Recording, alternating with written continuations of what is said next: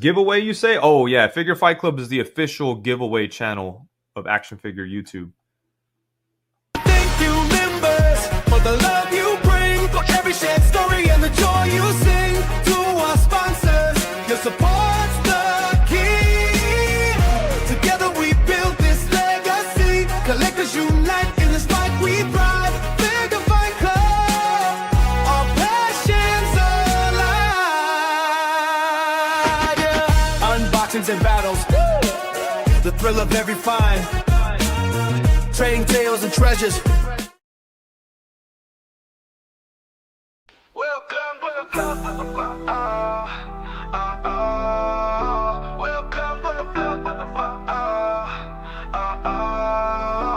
Welcome to Figure Fight Club, where collectors come to play. Discussions from relevance to hot toys shaped by collecting weight. Pour a drink for yourself, collect your thoughts. Join us on this journey in action-packed talks. In the club, the fight is on. Action figures shine like the break of dawn.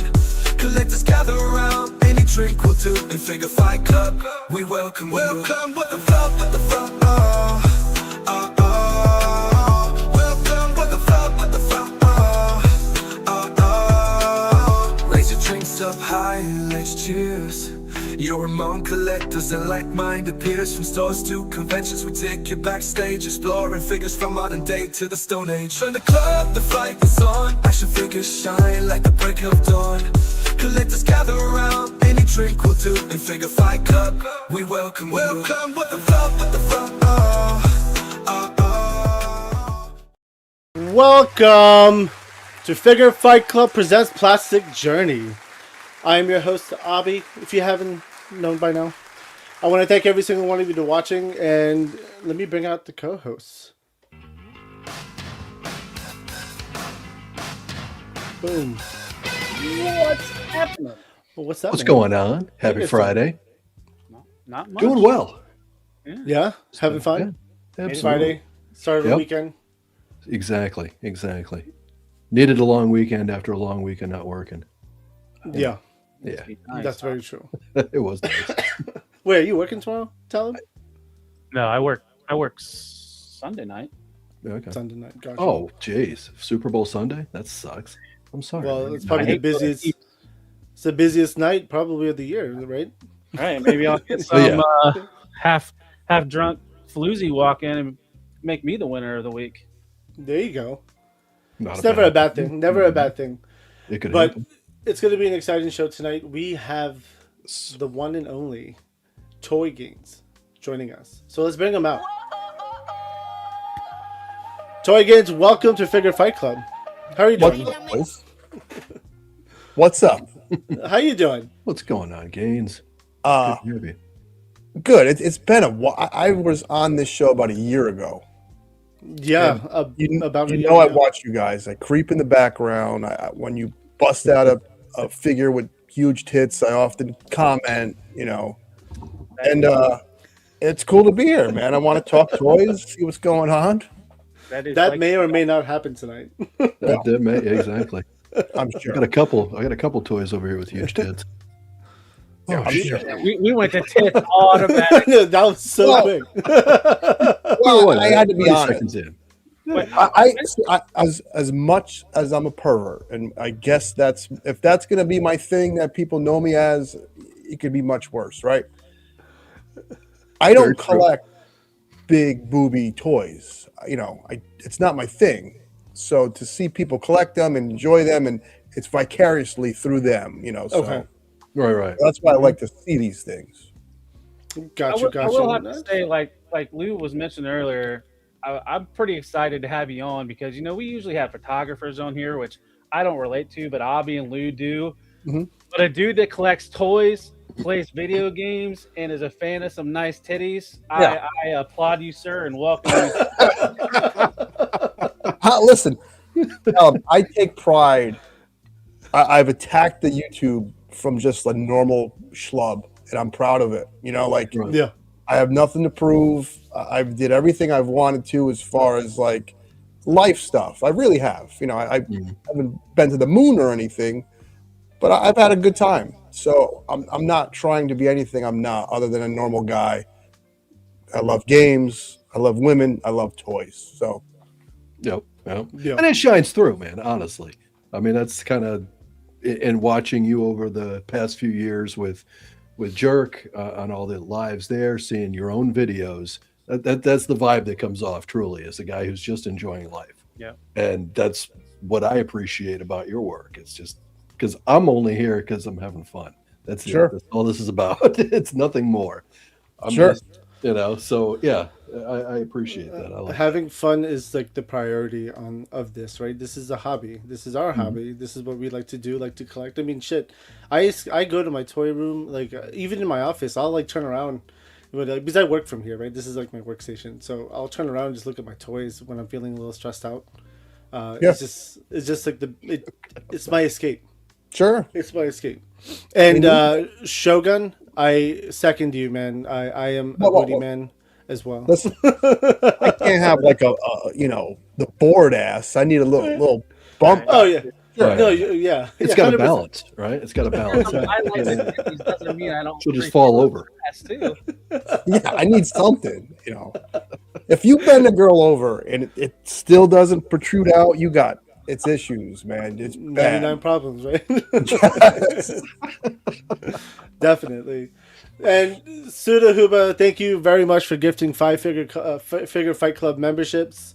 It went to Thank you, Sue. Pot Passion 45, Blurred Concepts, Shogun Omega, Backwoods, the Mr. Wonderful, and Mr. Time. Congratulations, guys, and thank you again to the Huba. And again, we're doing a members only right after this show. And we are the king of giveaways, but we also save those giveaways for our members because they're paid. You guys are the ones paying, so we do giveaways mostly for members. So tune in after this show where we launch the after show. Nice. Absolutely. And Lou, would you like to do the honors of playing a video? Oh, jeez. Okay. You guys, give me a minute here. I'm still real new to this. Not anymore. I wasn't ready. I was caught off guard. What can I tell you? Here you go. We'll do. Well, that's one way to rev up your Holly. I love the super chat. Let's keep it going now. There you go. Yeah. There you go. I'll take it. Yeah. Definitely. Jen in real life, great girl. She is very nice. Yes. Yeah, Jenna's a sweetheart for sure. So It says, if I drop your name, I get 15. You do. So let me ask you this question, Gaines. Like, this is Plastic Journey, so we want to talk about you. Before we jump into your history on Toy Gaines, where is that name from? How did you come up with that? Believe it or not, I know it. I used to work out a lot, Okay. and I thought I was going to rope getting collectors into fitness, into toys, and you're gaining health, you're gaining toys, Toy Gains. I used to love this channel called Vegan Gains too, but that guy lost his mind. He used to be very clever, and he got jacked through just eating, being a vegetarian. But I don't work out anymore, but I'd still like the name. So, Got you. Okay. That would have been an interesting concept, though, especially with toy. Like, people in the nerd hobby like this, like, generally are out of shape. Like, I'm speaking for myself right now. Sure. So, and it's Round is shape. it is not the healthiest shape, but it is a shape. Yeah. But as we are getting older, right? Like that's the thing, right? Like I went to the doctor there the other month, and they were like, "Yeah, you need to stop drinking." I was like, "Yeah, I know." you need to stop doing the thing that makes you happy. Stop doing it. Stop drinking. You need to start exercising. And I was like, "Okay." Well, I started walking again, and here's I don't want to turn this to a goddamn fitness stream. We can talk fitness. It's all right. If you just do something tomorrow that you didn't do the day before, which would be just walking around the neighborhood, you're ahead of the game. Yeah. Yeah, 100%. It's about keeping yourself moving. And I'm the old guy here. I don't know how old you are, Gaines, but I'm 51. So I'm the old guy out of these two. And that's the one thing I tell my son that all the time. I'm like, you've got to keep yourself moving in some way. Because if you're just sitting there not working, you're exercising of some kind. Yep. your body's going to fall apart over time, and don't do it when it's too late and you're having to Right. catch up. Right. I'm not a bodybuilder or anything, but I lift and try to, I would consider it me kind of like Zakanin. Sure. I'll lift and try, but just trying to stay alive, Well, I used to be jacked, but a part of that too was I did it to get laid. I know that sounds vain and shallow. That's I actually met my normal. wife. through Motivation, baby. And it's just I don't have the fire for it anymore. But Gotcha. I want to live long though, Lou. So I started to get eating better and then walking around the neighborhood like a fool and doing push-ups. So getting there. Yep. Yeah, absolutely. ever since my last appointment though, like it's been like 2 months. It was December, I think, and ever since then, I've actually cut out carbs majority of my meals. So I've cut down carbs. I stopped eating red meat. It's like chicken or turkey now. Yeah, I still can't go back to fish yet. It's just not my thing. I can't take the smell of fish, but like I've been eating more greens and vegetables and all that good shit. So it's been good. I've lost 15 pounds. So I've been happy. And that's like without exercising or doing anything else. And I still drink like a fish. So, but it's been good. The exercise needs to start to happen though. Well, while we're on this topic, I in April 2 years ago cut out all carbs and sugar and have been just carnivore pretty much. I don't know how much weight I've lost, but I've on my third belt because I ran out of holes. Good. That's awesome. That's very good. Well, and I was going to tell you that, Talib, the other day. I was watching your intro, the old intro for your shows, and there's one spot that I couldn't believe it because that was around the time I met you. It was a clip of you, and I was like, wow, you have lost a lot of weight, my friend. You really have. I'm like, damn, good job. And, the second job at the liquor store, I'm always running around there. So that's my activity kind of. Yeah. Yeah, no, I get that. And you're lifting heavy things too, right? So bottles. It's not too bad, but yeah. Those 30 packs of Bush that those guys come in and get every now and then are pretty heavy. That's some old lady get 30 packs. I'm like, what are you doing? Still in a party, baby. She's earned it. She's earned it. Leave her alone. No, that's it. All right, okay. So we'll stop the exercise talk because everyone's gonna start feeling bad.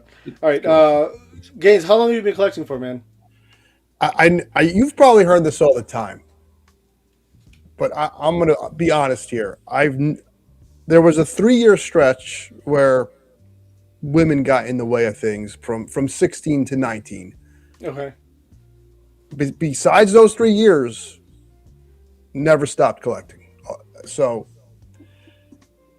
forever, man. And I even, when I stopped playing with toys like G.I. Joe, Ninja Turtles, I still bought them because I loved the way they looked.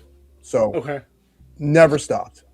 Is that the 3.75 inch scale? Yeah. Yeah. Mm-hmm. Sega Genesis got in the way of toys, but I still wanted to own them.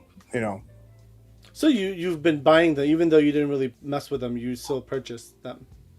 Yeah. Do you still have them, or do you like? I have the Turtles ones, and I almost got jumped at the mall because kids could be dicks. Yes.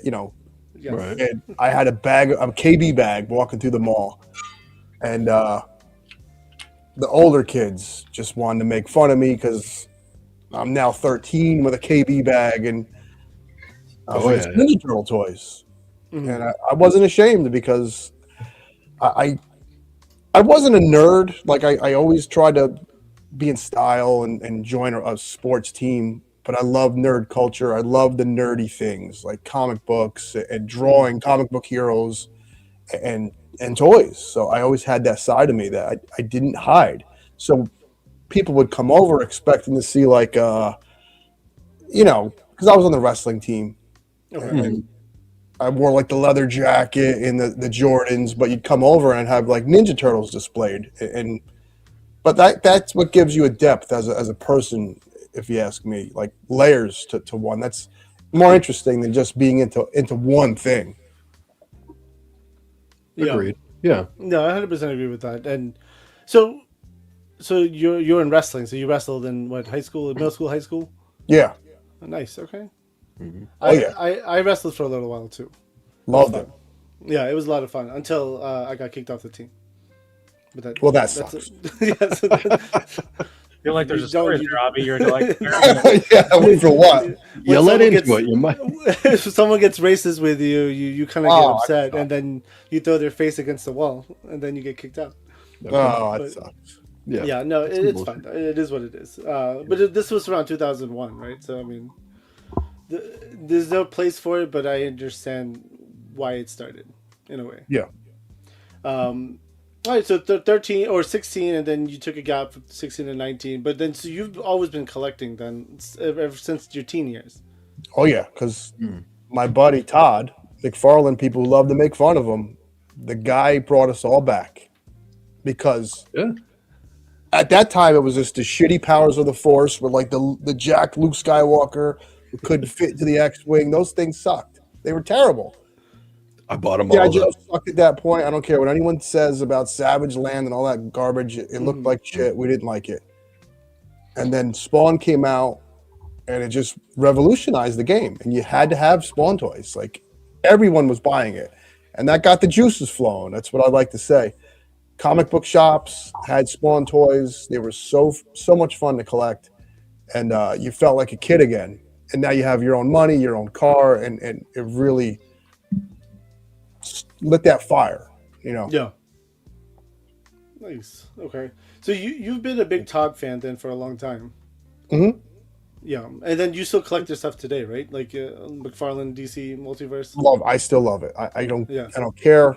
I don't even know who Ice is, but I love his sculpts. I'm going to supersize you.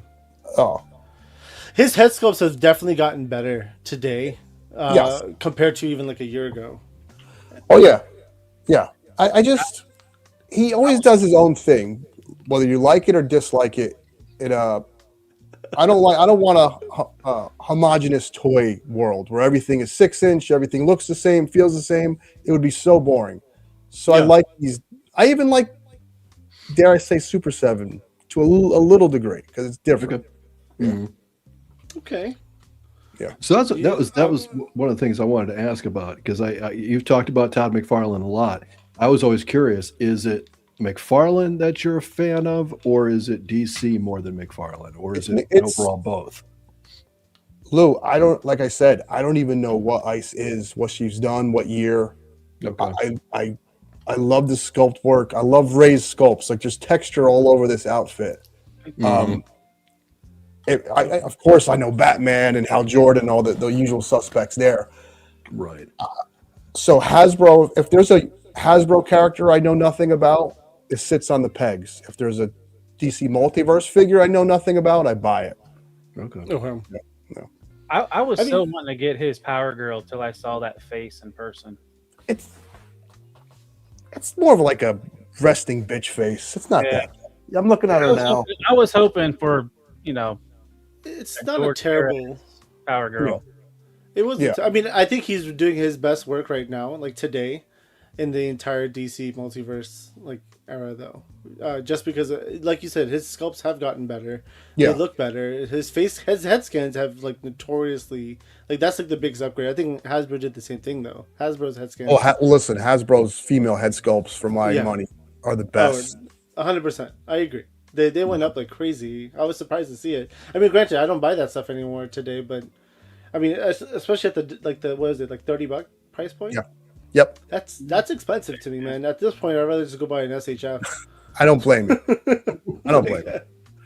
So But- yeah, And it's not like I'm a fanboy of Todd. I met him once. I read Spawn. I appreciate what he's done for the hobby.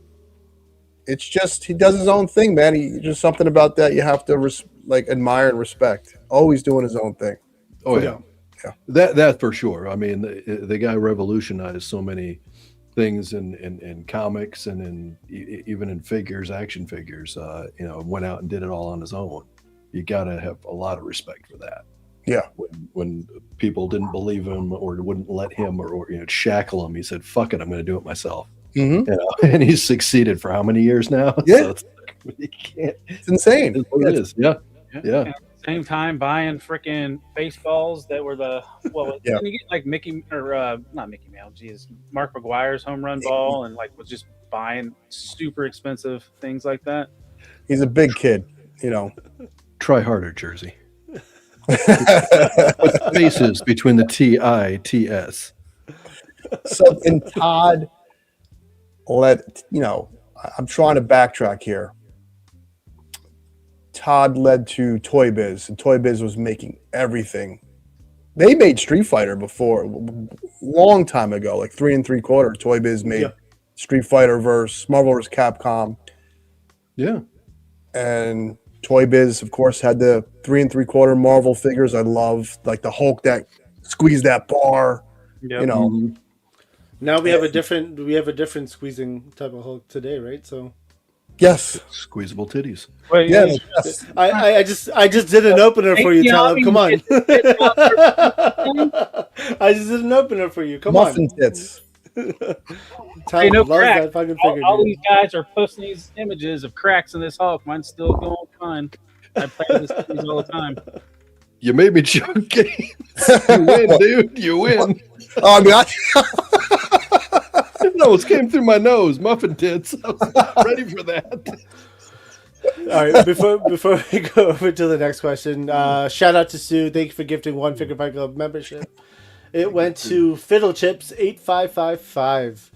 Welcome Fiddle Chips to membership, and Stu, thank you very much. Talib, I'm gonna have you press the button this time. uh-oh. See, it's nice when I don't have to press the buttons anymore. Right. So here we go.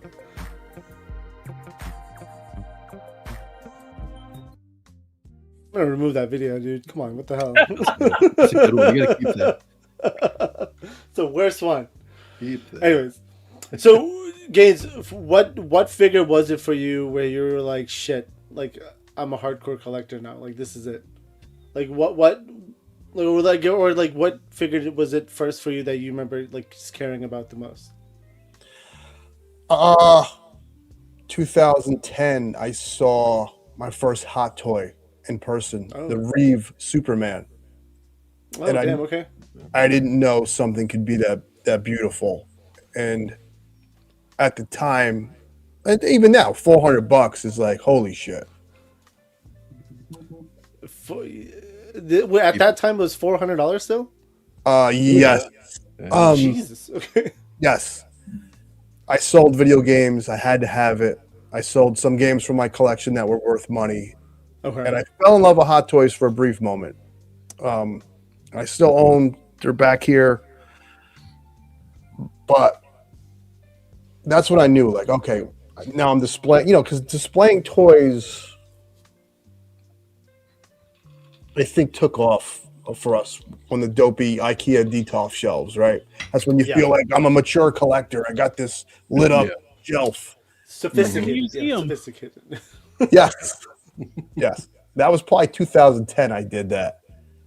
And I have an old video where I did like a Keaton Batman review, and I got the shelves lit up, and girls would come over, and stupid 40-Year-Old Virgin movie came out, so everyone would call you the 40-Year-Old Virgin. Oh yeah. Remember that stupid shit? Meanwhile, I was anything but a fucking virgin. That's when I knew, like, okay, I'm in it deep. I'm displaying these things, but you got to think about it. If you remember what our grandparents did, they had their china cabinet with, dishes with pirate ships on it and shit. And our grandfather might have had like a train set in the basement. We're kind of the evolution of that. Mm-hmm. I mean, were your parents a collector, or like your father, was he a collector? No, my dad was. He collected debts from losing football bets. That's about what he collected. My grandmother, though, owned an antique store. Okay. And she taught me the value of some of these things. She had like Migos that were worth money, and old toys were metal. Jesus, LP. Coming in hot. A mod too. and he's a mod. My dad, my grandmother collected those. She and she knew, like, even a baseball card, a Mego, toy, things that had value. in the toy world she would keep, and it would drive me nuts because she wouldn't give it to me. Gotcha. Okay. Yeah. No, it's funny because I had this conversation with Robo Don't Know where we talked about collecting and like the habit of collecting. We were discussing about how it could be passed down from like your parents or your older brother or sibling or something like that, and I was thinking about it like while we were chatting, and I was like, this is the truth. Like, my brother is a collector, not of toys, but he collected stuff. And that's what kind of got me into collecting stuff. And then from there, my father collected. Like, he was a tech junkie, right? So he was all about laptops. Like he had to have the latest tech gadget, like TV, Blu-ray player, DVD player, all that stuff. He was the first. And I figured like that's where it came from. This whole concept of collecting. Like, we want something. Like, before I got into toys, I was collecting. My first ever collection was movies. Like, I had 3,000 movies. It was insane. And then I went to watches for some weird reason. It is because like I got separated from my wife at the time, my first wife, and I realized I had money, so I bought, like, I was a professional, right? So I bought a watch, and then I bought another watch, and it just kind of went down that rabbit hole. 45 watches later, I was like, I need to stop buying fucking watches. That watch price point's a hell of a big difference compared to a movie. Jesus. Yes. Yeah. Well, that's what happens when you get a divorce, right? So you're like, you do lose your shit. Yes. Not necessarily. I lucked out. I didn't. You like, just bought 45 watches. Yeah, I lost my shit, I guess. Yeah, in a way. I mean, figuratively, but mentally as well. You lose your shit. Yeah. You do crazy shit. I've been there, so I know. I didn't do the watch route, but whatever. That's okay. But it's Real like, quick. obviously. Cool, Go ahead. Real quick, just want to say Cool Ray 420. Want to thank you again for gifting one membership, and thank you, our Cool own. The membership went to the Jersey Maniac. Oh shit! Congratulations, Jersey. We'll see you in the Jersey members wasn't chat later. Remember? Apparently not. Apparently was not. not. I don't know. He's gonna have to re-up now and stick with it. Now we could see you. So Right. See you. So what I was going to say, so Abby has mentioned this before. It's like his wife gives him shit because his kid will stack up toys on a shelf. And like as my son was coming back here earlier, I peek into his room and I see him putting his new stuff on a shelf. He'll play with them still, but he displays his stuff. yeah. Awesome. I don't have a problem with it. I think it's funny. That's awesome. At this point, my kids don't even play with toys. It's like I don't even buy them toys anymore. I stopped because there's like they don't even touch them anymore. They just go to video games or they go outside or it's fucking Pokemon cards. That's It's different times. Yeah, you don't have that driving force behind the property. Right. I spoke about this. I think with Joe A Collects. Like when we watched GI Joe and the episode ended, you could now carry on that episode through the toy and take it to your backyard and continue that story. There's not a lot of things like that now where it's connected one to one, Yeah. Well, growing up in the 80s and even in the 90s, we had that advantage over as far as all the media tie in with it for sure that the kids today do not have. You're right. No, that's number one reason if you ask me. Oh yeah, for sure. And that stuff was regulated. Imagine if it wasn't regulated back then. Right. Well, yeah. yeah. I mean, well, the thing is, it's very different too. Like, because I mean, do you guys have cable at home? Like cable TV? Nope. Oh, not anymore. Yeah, I don't either. Right. So it's like all these commercials you watch of these toys and all this other stuff. Like my kids don't get that shit. They go on YouTube. They go on like Netflix. Like there is like barely any commercials. Yeah, but So they they don't ad on YouTube. You guys that I'm fans of, that are monetized, you gotta calm that shit down. I liked it better when he wasn't popular and I could watch your shit without ads. Well, that's what you have to upgrade your YouTube subscription so you don't get the ads, right? maybe. Isn't that how it works? It's all about money now, just different ways. I'm not paying YouTube. Fuck it. I'll take the damn 30-second. Yeah, I can't do it. I refuse to as well. So I was like, it's fine. I'll play with my phone while the ad plays. I'm good. Yeah, no, 100%. But it's funny though. Like I think the initial Goose made a comment saying it went from toys to cards, and that's true. Like I go to the store now to look for cards. I don't even look for toys anymore. But at the same time though, like there's nothing at the store that I want when it comes to toy wise. Like I don't buy Legends. I don't really buy Hasbro stuff. Well, I mean, I've never seen toys released this fast in the quantities they've been released in. I've never seen this many companies make toys that look this good. So you could be, I don't want to say burnt out, but you have everything. And when you have everything and you're not buying doubles or triples of Wolverine, that's good on you, you know? Yeah, well, I mean, I like the only thing I would buy at a store would be like a Street Fighter figure, and I have all of them right now, and they're slow rolling that shit out, so I'm good. You Yeah. don't have to. I mean, shit, I just got notifications that I got Joe's that were supposed to ship in April or shipping tomorrow. They are Lifeline and all them, right? Yeah. Yeah. Yeah. Lifeline and Hit and Run are shipping out tomorrow. Yeah. Yep. Oh. And then I got my notification that hooded Cobra Commander from Monster Force is going to be shipping. Look at you. Oh, nice. Yep. And Yeah. cool. BBTS got that in. Why are you guys begging for me to buy you stuff? But Relax. Jesus. I used to collect video games too, Abby. So I get where you have like not if it ain't toys, it's something. And I used to love going to flea markets, but you know, eBay and YouTube kind of killed collecting video games, and they made it way too expensive. So I kind of stopped doing that. There's a big market for the video game stuff too, though, man. It's like I've seen like videos, and like even my brother-in-law, he's a collector, but of like video games. Like his whole basement is filled with like different consoles and like their games, and like he's got like Sega, he's got like N64, PlayStation, and like Dreamcast, everything. He doesn't play them. Some of them are like sealed brand new. He just collects the games. Because there's something about getting a little piece of technology or history that, like, say a toy, like a Batman toy gets made every 2 months with Todd every 2 weeks, it seems, right? Yeah. You're always going to have a new Batman toy, whereas a Zelda cartridge from 85, it's not going to get made again. So there's something weird, special, you know, feeling to have that cartridge. You know, I can't explain it. But oh, go ahead. Was you a fan of those mini consoles that like Nintendo did and Sony did? Yeah, I have them all, and they're all hacked to play every game. Yeah, I love them. Same. I saw. I think Sony's doing one for the PS2. Oh, that would be awesome, because PS2 is probably best console ever. If I really had to, you know, choose one. Okay. Probably. PS2 was one of my What game? favorite. What Yeah. game? I mean, it's not just the one game. You know, you had God of War, you had Grand Theft Auto 3, first time it went into 3D and kind of changed the game. You have platformers like Ratchet and Clank, Sly Cooper, Final Fantasy. That console has everything. Yeah. Okay. So, yeah.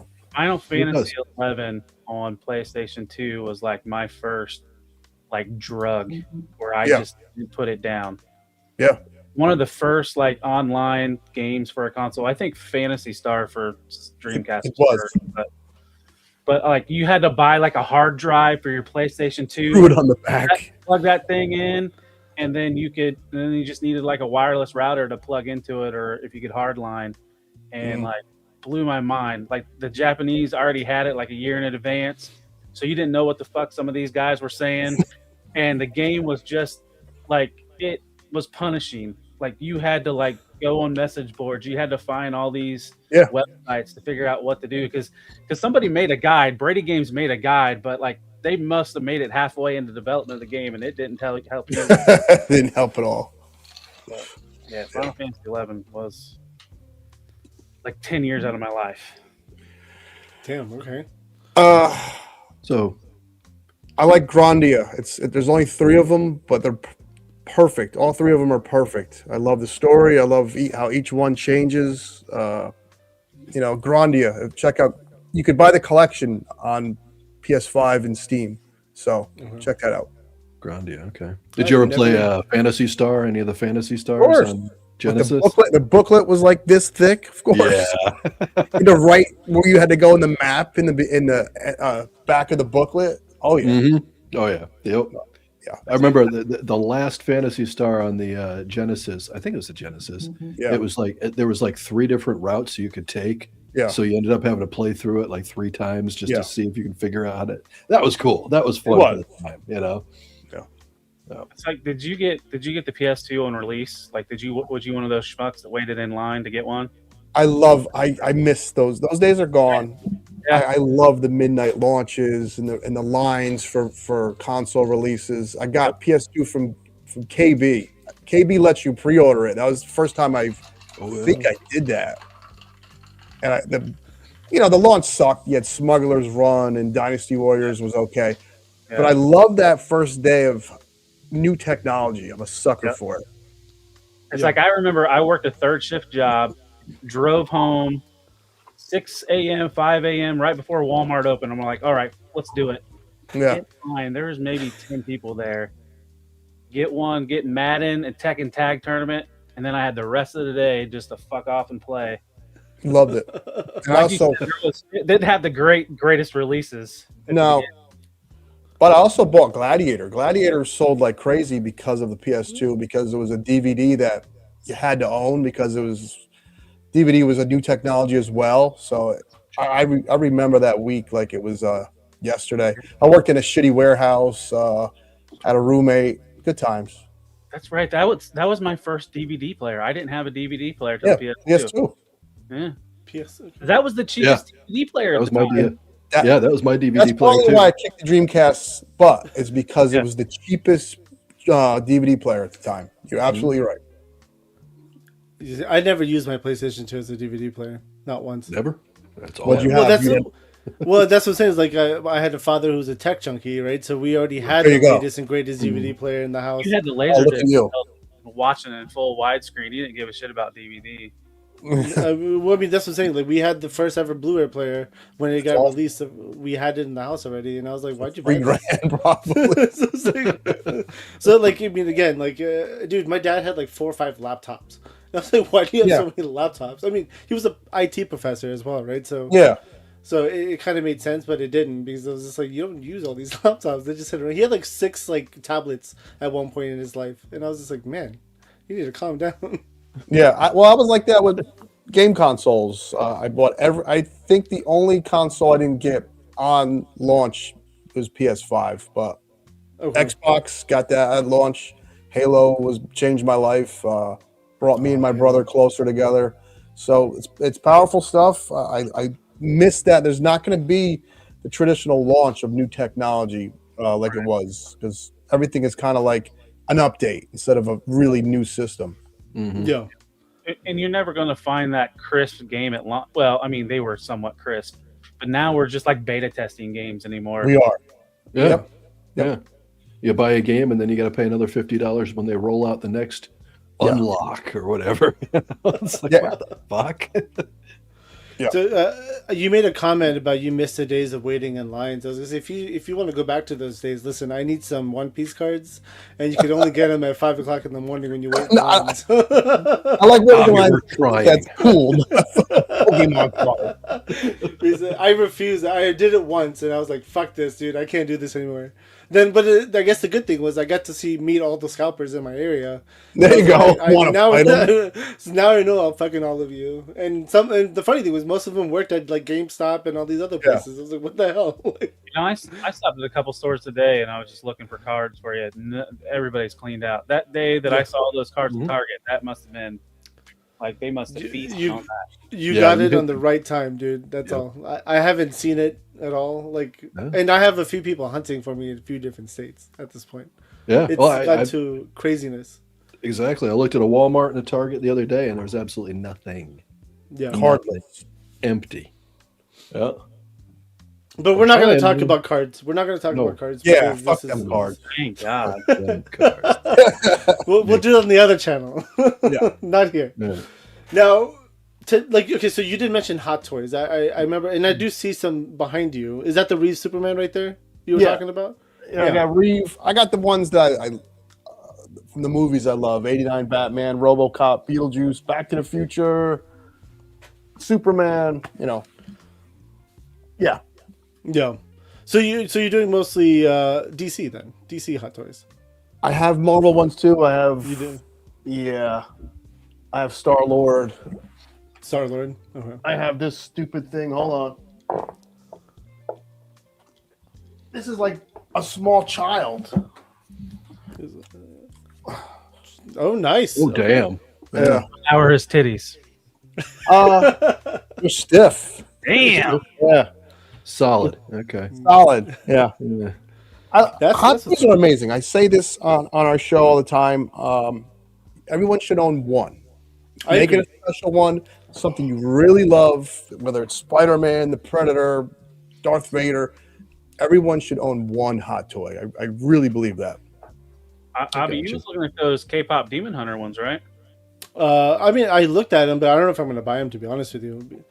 I have like 20 some hot toys right now. None of them are display. Like I'm planning to change this around. Like I think I'm going to move the swarm upstairs into the man cave, and then I'm going to put hot toys back here because I feel bad. They're just sitting in boxes in my closet. So it's like what the fuck? Why did I buy this if they're not out? On listen, display them. I know people say they're dolls and they're Barbies and all that shit. I get it. I get you can't manipulate it like a regular toy. But when you're sitting in your office or on your couch and you glance over at your favorite property looking like a mini movie actor on your shelf, it's pretty wild. It's amazing, dude. It's amazing. Yeah. I agree. Like and I've picked up I've been trying to focus my hot toy stuff to like mostly DC. I have Star Wars, I have Marvel. Mm-hmm. But I think I'm going to stop buying Marvel and Star Wars and just focus on DC stuff, to be honest.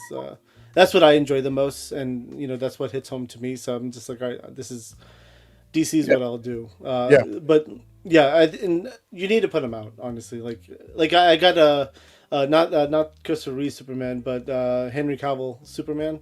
Yeah, I have them too. Hot toys. Yeah, the hot toys, and it looks badass. Gorgeous. It's amazing. Yeah.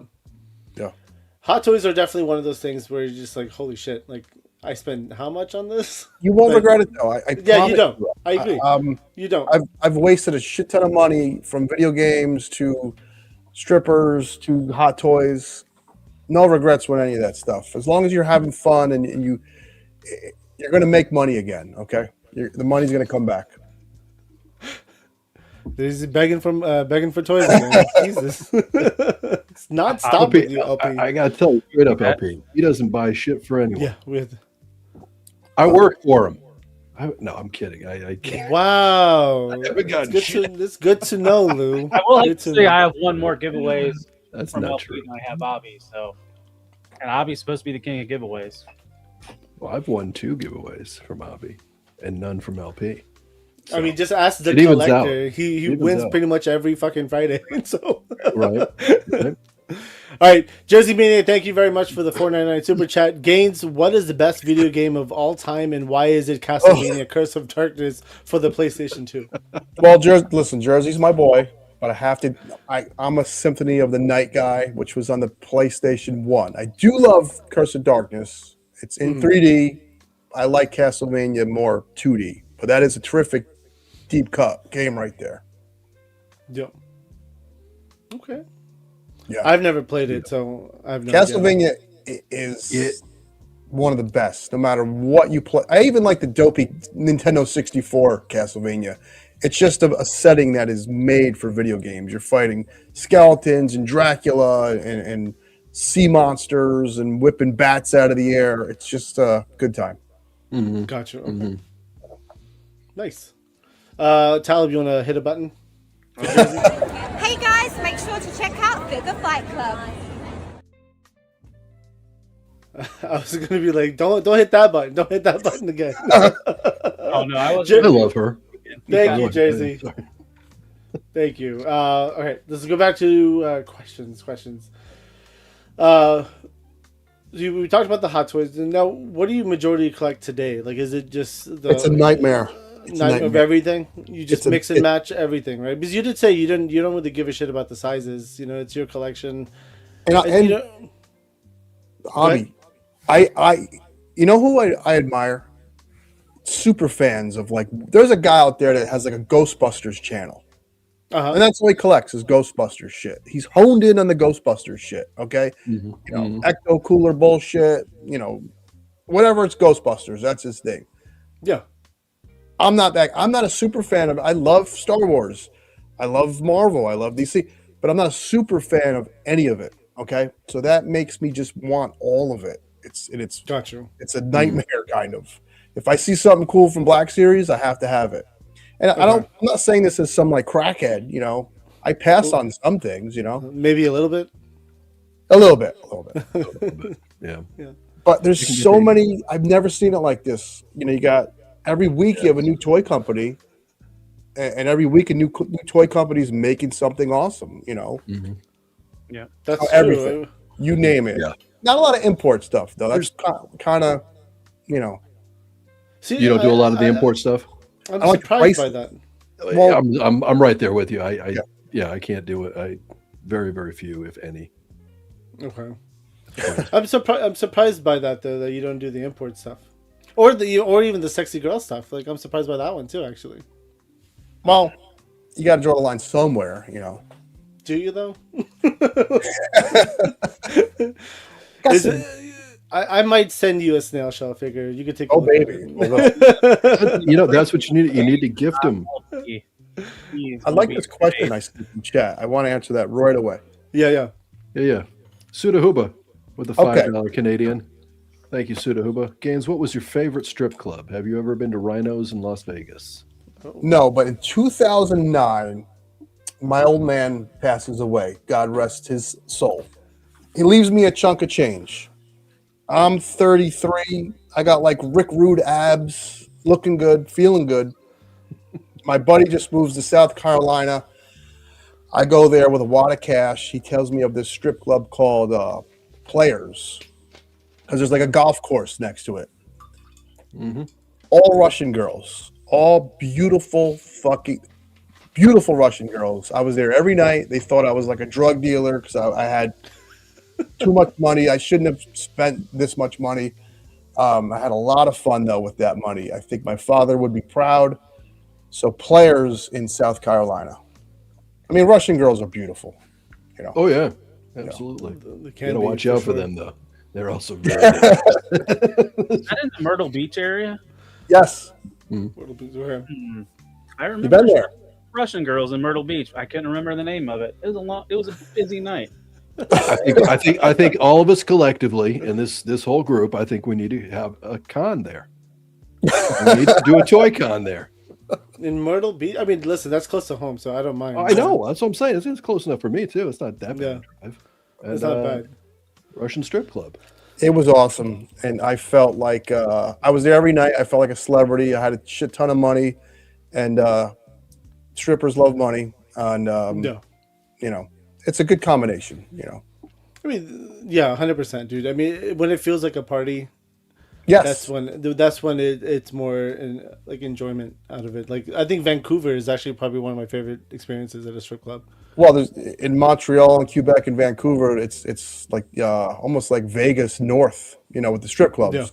Yeah. I've never been to Vegas, so I have no idea how that is. But Vancouver was a hell of a fun, dude. That was it was again like a party.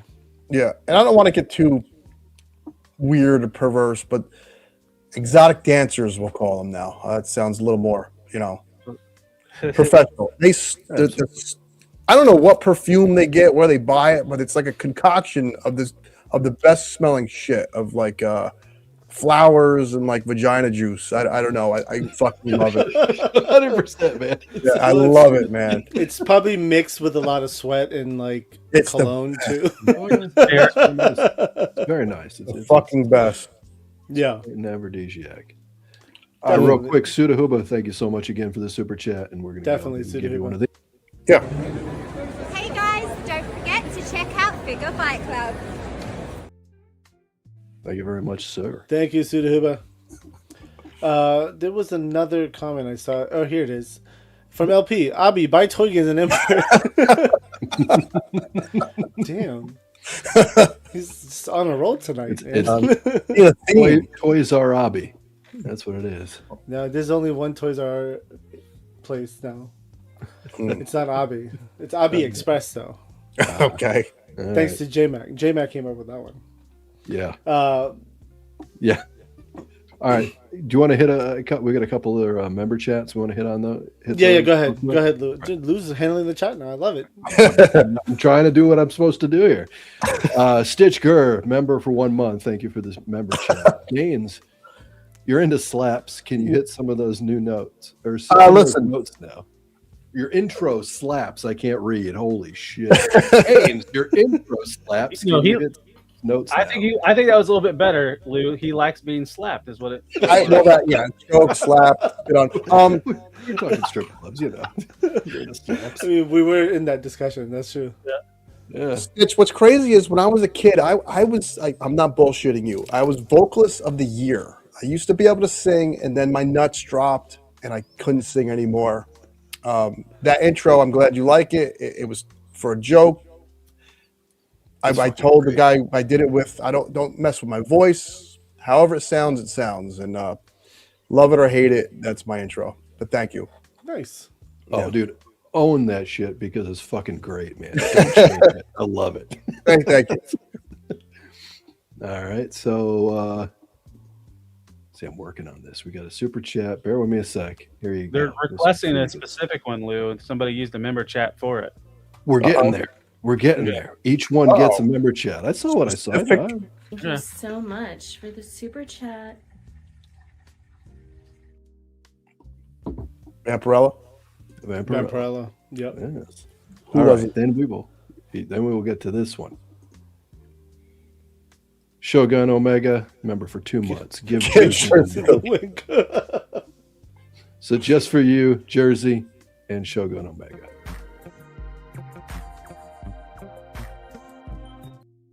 Man, that Mrs. LP is a lucky lady, man. I know, right? Jeez. That wink, that hair, and begging for toys. What a combo. Now, Gaines, did you ever feel guilty or embarrassed about collecting early on? Never. I know today's not a thing, but beforehand, never. Never. One time, I met a girl at the bar at 2 a.m. We're ripping our clothes off, making our way to my bed. We do what adults do when they're 30s, when they're drunk. Yeah. She wakes up the next day to get a drink, and she comes back to the bed, and she's like, "Do you live with your little brother?" I was like, "No, it's all my shit." Like, how much money? She tried to shame me and ask me how much money I spent, and does it take up most of my paycheck? All this bullshit. And a week later, she loved it about me. Because it's not really at the time. There was no YouTube channels, and this is 2010. Instagram wasn't as big. She ended up loving it. It was like one of her favorite things about me. I got her into watching Venture Brothers. I turned this like model-looking girl into a nerd, and it's awesome when that happens. I'm proud of my collection. People see these as toys, but we see them as like little works of art. There's a process into making these things. They get designed, they get sculpted, so they really are little art pieces. Mm-hmm. Yeah, 100%. It's also a lot of fun how you can get into conversations with non-collectors for like hours. Yeah. Like, how people have just like, my wife will be like, "Hey, go check out the room upstairs." And I just give her a look. I was like, listen, either they're going to be like, "What the fuck?" Or they're going to be like, "Let's sit in here for 2 hours and talk." And I don't want to do either. So but most of the time it's always like their jaw drops. They look around and like, they're just sitting there talking about everything for 2 hours. And I'm just like, damn it, this is why I didn't want to come in here. That happens with collectors too. You might collect something I don't collect, and we'll start talking, and we're learning about whatever that is. Except cards. Nobody gives a shit about cards. Cards are fucking assholes. If you're gonna whip out that big binder and start flipping pages, I'm going. See ya. I'm out of there. I have 3 binders next to me, bro. Let's go. I will not be stopping by your house in IshCon this year. Well, you don't have to. There'll be cards at IshCon. You're good. Yeah. I'll be honest with you. Cards have given me this excitement that when I was fresh into toys. Good, right? yeah. Like going to the store, hunting, and all that stuff. Yeah, that dopamine hit, like it was big. Like, it's big. It still is big. I mean, you can't buy the shit online. I don't trust it because the repacks and all this other stuff. Like, I've bought like a box which was repackaged, and all the hits were gone. Like, and then they took their time to reseal all the packs, and I was like, "What the fuck?" And but yeah, no, it's excitement, and then like again, like I guess it's luck, right? too. Yeah. So I'm lucky when I've pulled some rare cards out of that stuff. So definitely not. Going back to buying toys and what we spend money on, I got a friend I used to work with, and we don't have much in common. We still talk about work bullshit every once in a while on the phone. He bought a boat 2 years ago, probably cost close to $50,000.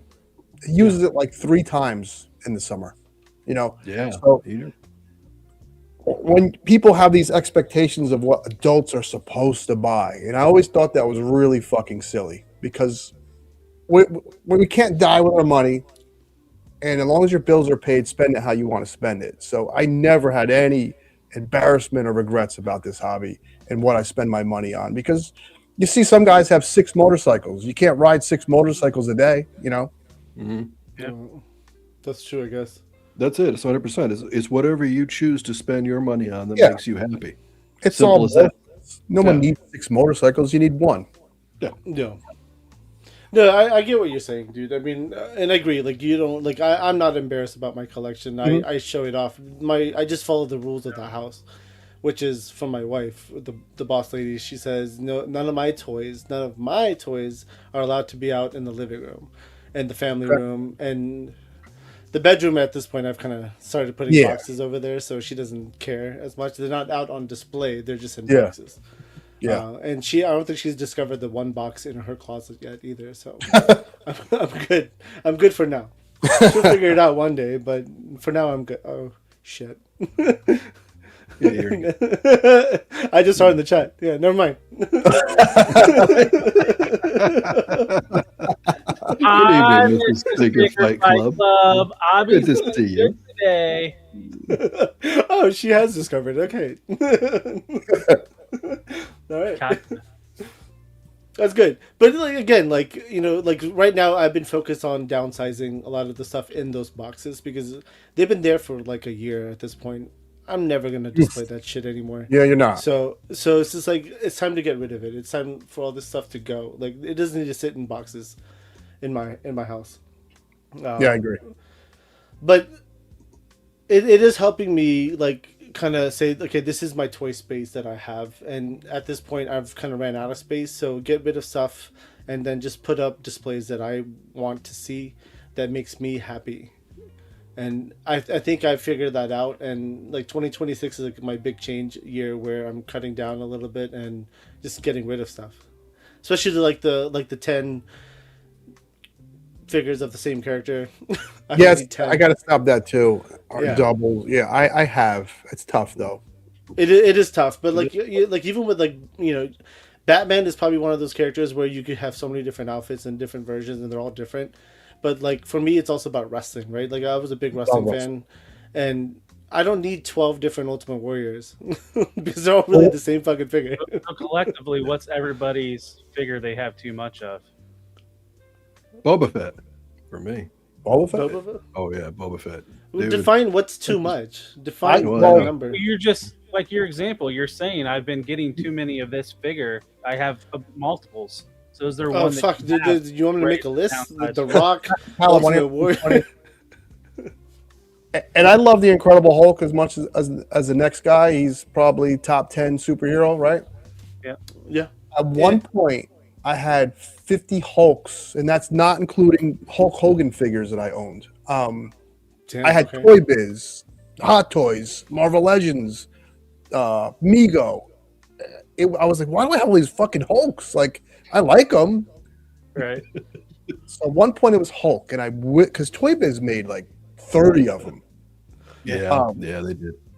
And then the Eric Bana Hulk came out, and I had like 10 of them for some strange reason. I didn't even love the movie. And I withered that down to like 5 Hulks. I'm pretty proud of that. Wow. Yeah. Okay. Yeah, that's. I think for me, Optimus Prime is probably the most that I have. Well, Optimus, he's like Jesus Christ for us, right? Yep. He said Jesus Christ. If you had to pray to a toy personality, would it be Optimus or Yoda? Man, you'd be praying down to Yoda. Optimus, you would be praying up to. For sure. Yeah, but that's a tough. But he could be on a pedestal though. Yeah, those two, man. I don't know why those two always are like if aliens like come down here and they found our shit, they would probably think Optimus or Yoda was like our Lord and Savior. Right. Yeah. I mean, it depends for you. I'm not a Transformers guy. I have like 2 Optimus, or actually 1 Optimus toy. That's about it, and that's only because of Talib. I'm just happy you know which one's Optimus Prime. Oh Jesus! See, You would think a guy that listened to me and somebody talk about Transformers for 2 to 3 hours every week, you'd learn something. it's But the yellow guy. Come on, I know this. It's the yellow guy. Jeez. Kick him out. Kick him. Off his own show for crying Dude, out loud. but it's like it's gotten to like I was just walking like I had like 14 Pandoras, 14 or 15 Pandoras. Wow. I still have like 6 in a box. Why? How? Fuck if I know why. I went ham one day and decided to go ham. But like I've been discovering, like I found another Pandora last night and I sold it this morning. It's sold. But like then I have like the 6 or 7 of the white leather suit Pandoras. One of them is bloody. I have the black leather suit one, and then like I found like 7 Eclipses. I was like Jesus. and I have like 3 already open. That's in my own collection. Like that's displayed. It's like why do I have these others sitting around? Well, you realize you have a problem. yes. And I was like, Kind of like what I do with my Hulks. Like I took a picture, man. It would stretch where I used to live. It would like stretch across my entire lawn. All these Hulks, and I was just like standing there. And I didn't go viral or anything. That was the hopes, but I felt like a jackass, like a Hulk hoarder. And that's what I'm the same with Boba Fett. And I mean, and that dates all the way back to 1979, where I was sitting there waiting for my free Boba Fett figure to come. Yeah. That was the obsession with Boba Fett started then. So it's like, yeah. And I'm surprised, I've come very close, but I just can't pay the money for one figure. But I've come very close to buying a Hot Toys Boba Fett. Dude, do it. You need to do it. I know. If you're gonna buy one Hot Toy, get that Boba Fett. That's what I would do. The one is really good too, and it's cheaper. Which one? Sideshow is like Hot Toys, like cousin company or sister company, whatever. Right.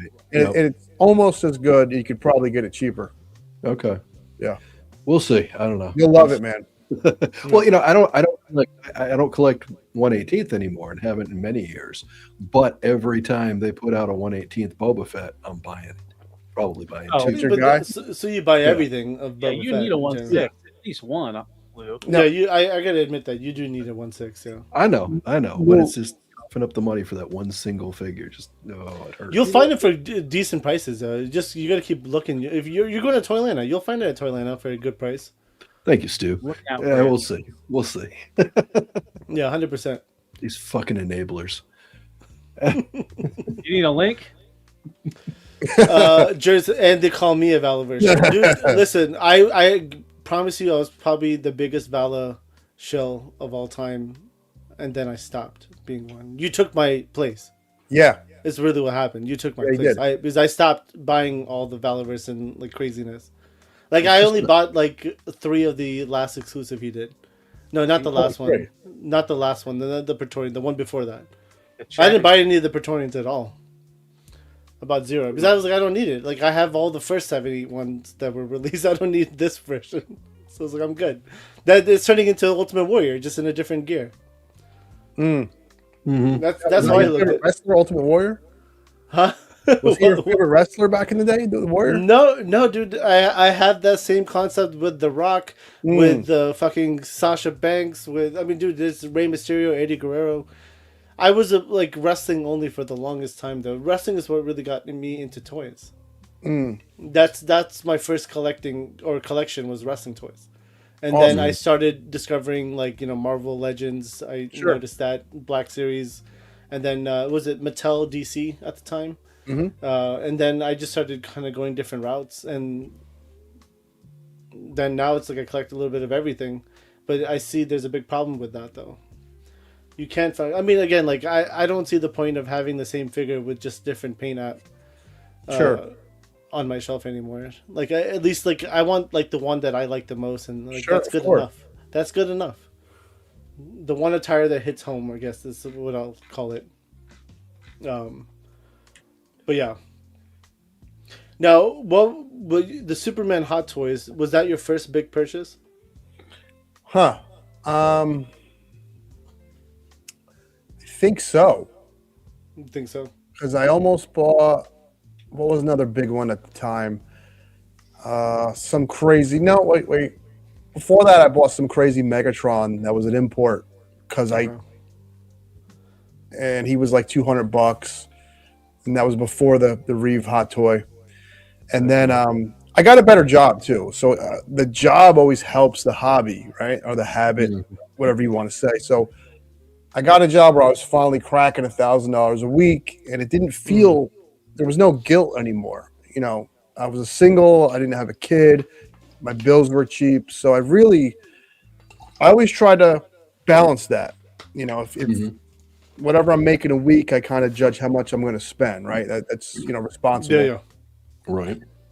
So it didn't feel that bad, even though it was an expensive purchase. It didn't feel like, oh my God, what did I do? I can't pay rent or my car payment. So it was bigger, but it didn't kill me.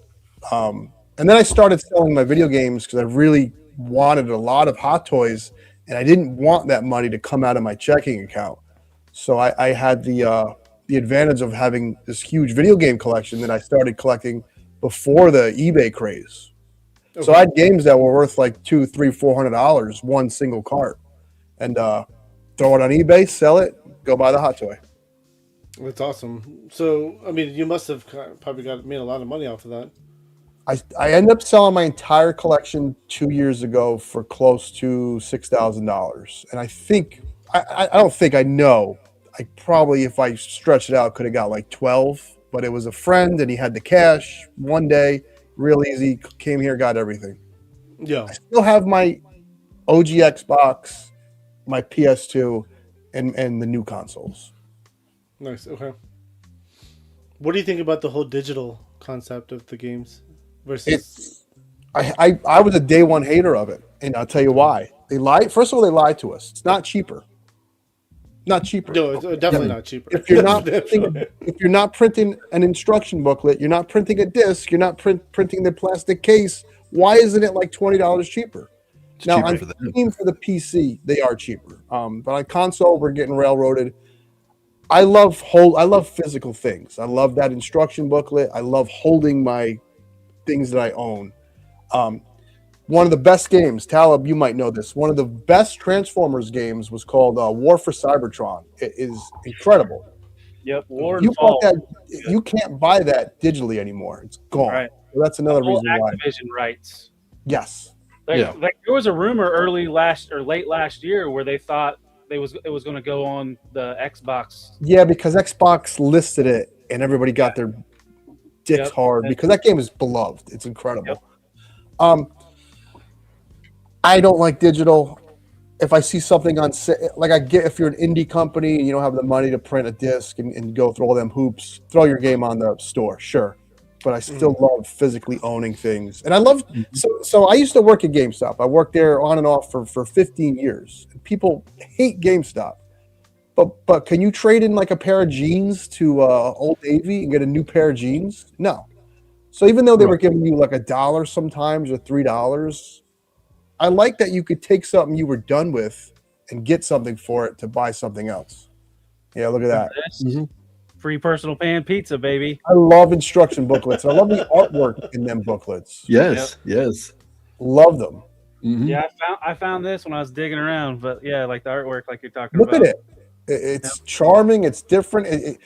My favorite thing as a kid when you bought a game at like KB or wherever, Kmart, and then your parents take you out to dinner and you're reading the instruction booklet at dinner, and it just puts you in the mood for that game. You know, now everything is just.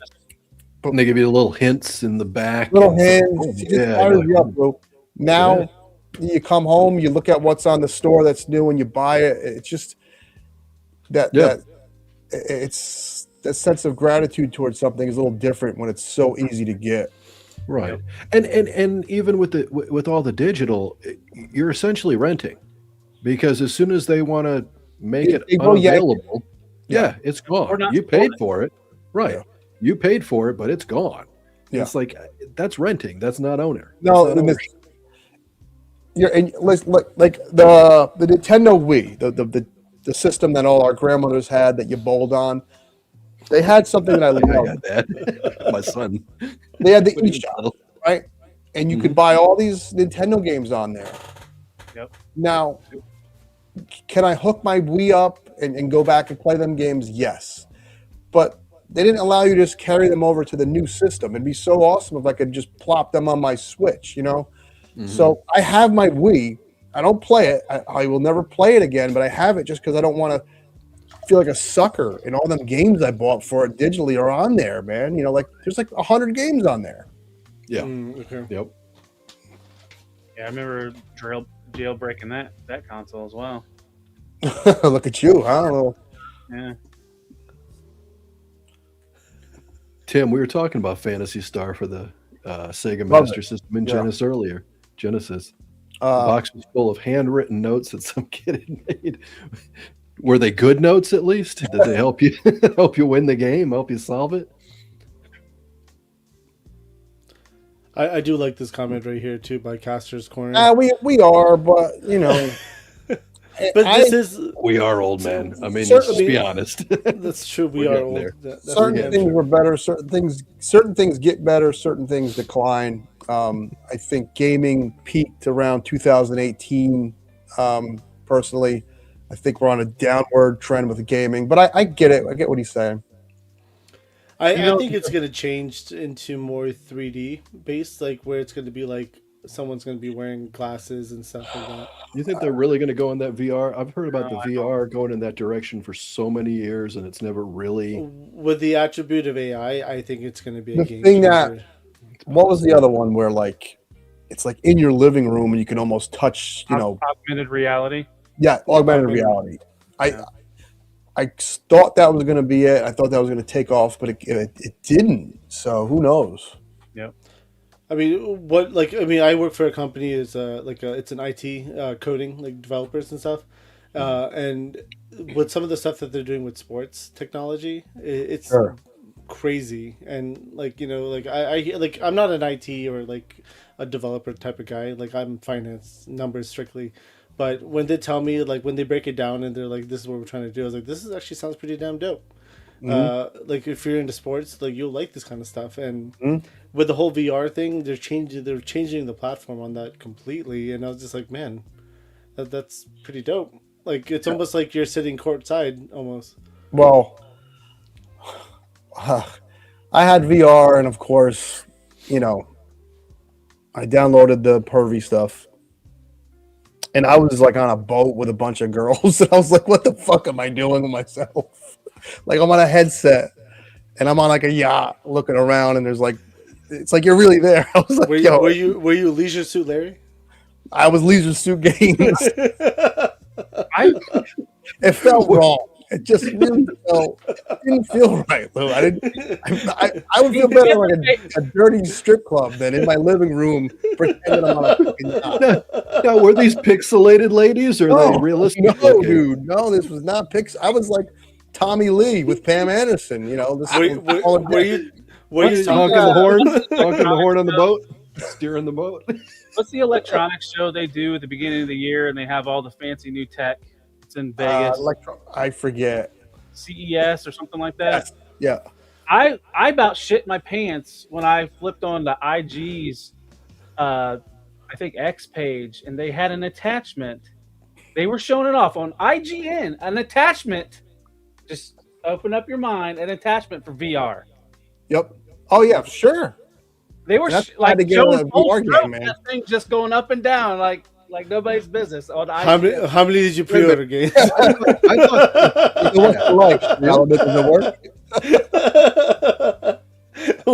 Whose yacht are you sitting at tonight? Need any beta testers? I'll help you out. Sneaky said, I went to CES one year for work for the week, and that was the craziest week of my life. I'm sure. How many female robots did you run? All right, let's get back to toys, or correction, plastic toys. Sure. Oh, that could go in a different route too. I I know. mean, the other toys are plastic too. Action yeah. figures. Okay. All right, so let's talk about displays. Movies, What's your movies. display like? Movies. We'll get to that later. Did you? One second, Gain. Sorry, but Lou, did you just pull out all your booby figures?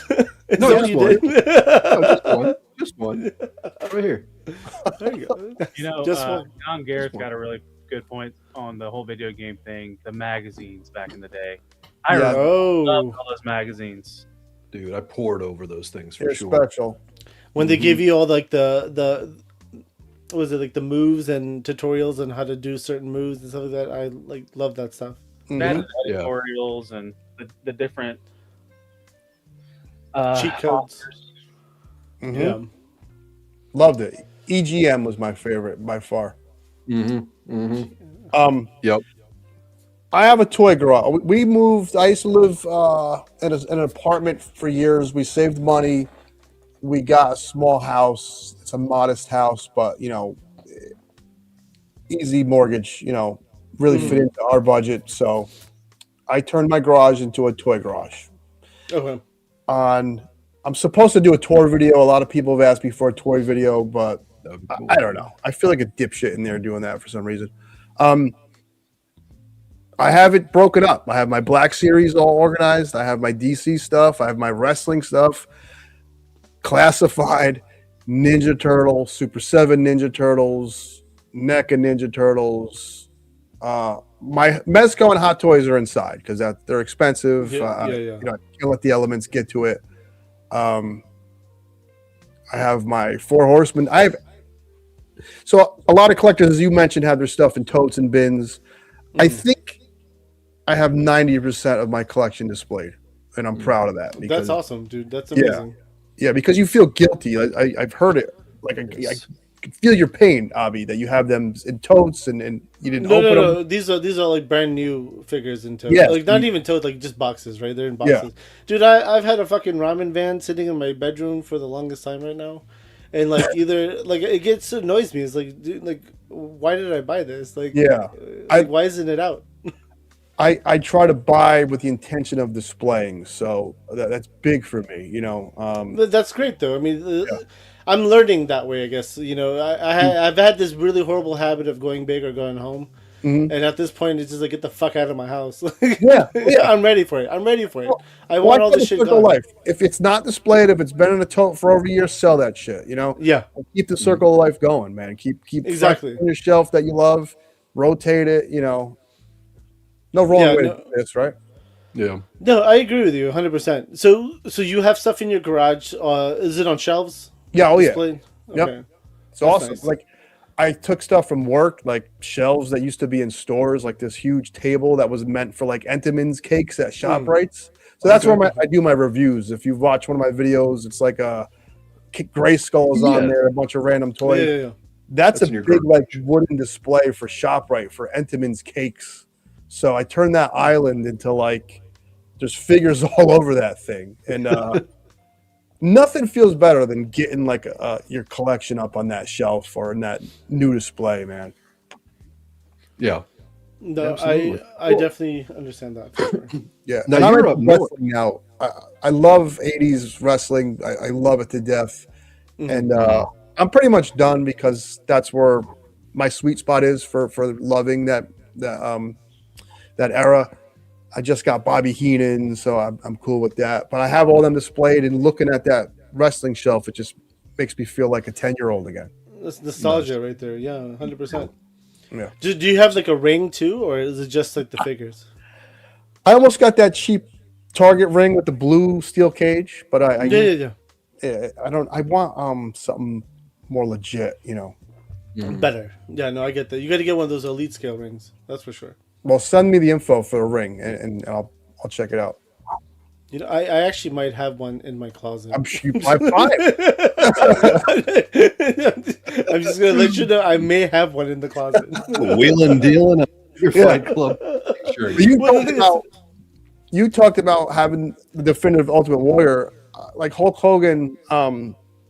He wasn't a hero of mine or anything, but he defined '80s wrestling. Yeah, a larger than life character. He has a new figure coming out where he's like ripping the shirt off, but it's sculpted. Like I don't need that, but I'm gonna buy it. You're gonna buy it. Yeah. Yeah. I mean, again, like I have like 12, 13 Hulk Hogan's as well. Like, I mean, again, like wrestling was such a big part of my life because I was like almost a lifelong wrestling fan. Almost like I discovered wrestling when I was like 8 years old, and ever since then I was like hooked up to it. And I would leave for a few years and come back. Yeah, wrestling's like that abusive wife with me that you just keep coming back to. Like, exactly. You'll leave for a couple years and be like, oh, I miss her. Oh, God, she hit me too hard again. I'm gonna go stop watching again. But for me, it's like the new stuff is hard for me to watch. I don't get into it as much as I did like the older stuff. I don't like that there's no fat guys anymore. Where's the fat guys? Well, Kevin Owens. Of course, Kevin Owens. But he's not that fat anymore, though. I know he's toned up quite a bit. Yeah, I mean, he like, was. Earthquake and Bundy and Bigelow. I want a Dusty fat, Rhodes. greasy bastard out We there. we had Otis for a while, but he's gone too. Yeah, even Otis was kind of like fit fat. You know He what I had think? the big belly, part of it yeah, because might he had be- some jacked shoulders.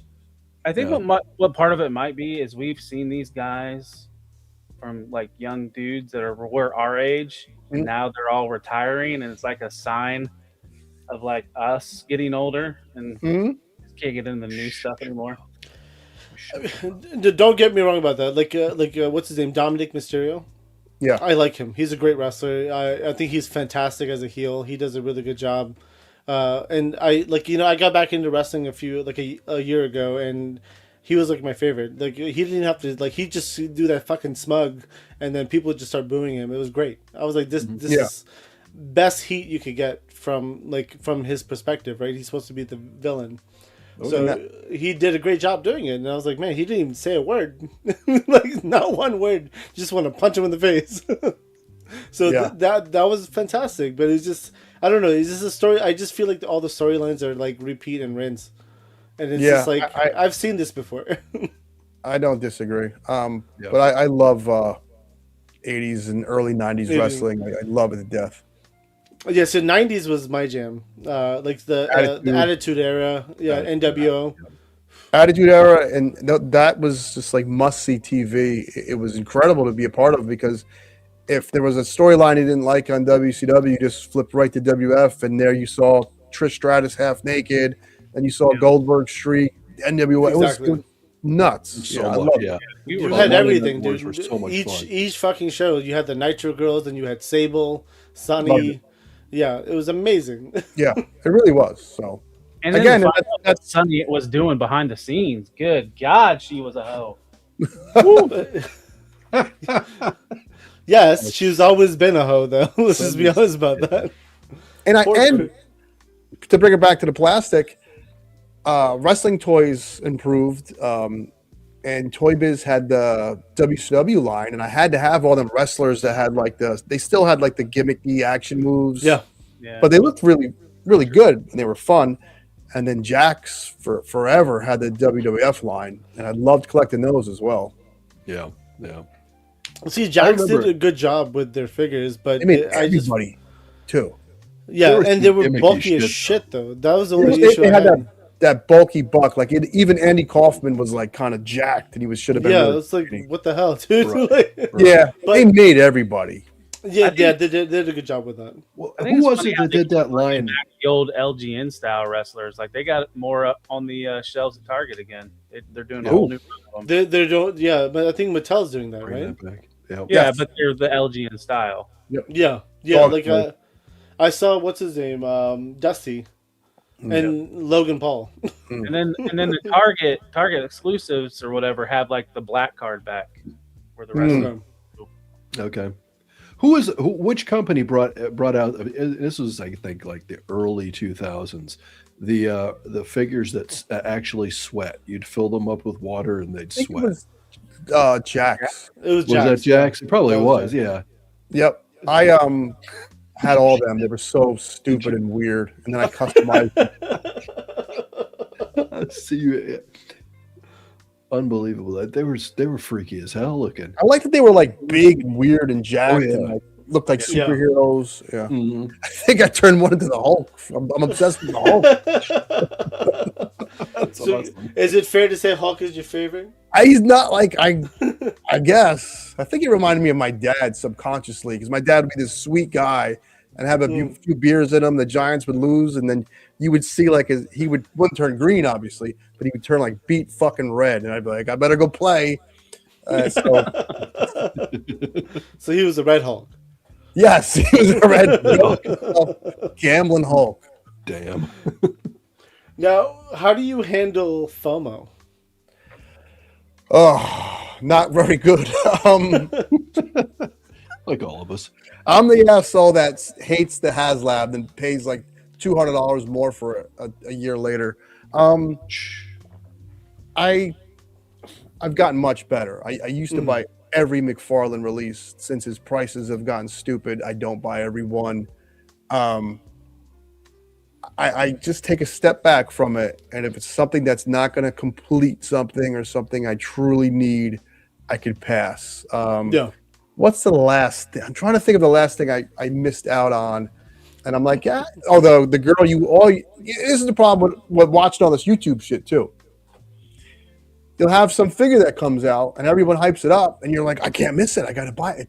What was that girl that has the fur overlay, and she could be a Viking and all this shit? There you go. That one? So I missed her, and I was like, oh my God, if I don't have this fucking figure, I'm a loser. I'm not a real toy guy, right? You didn't overpay for it, did you?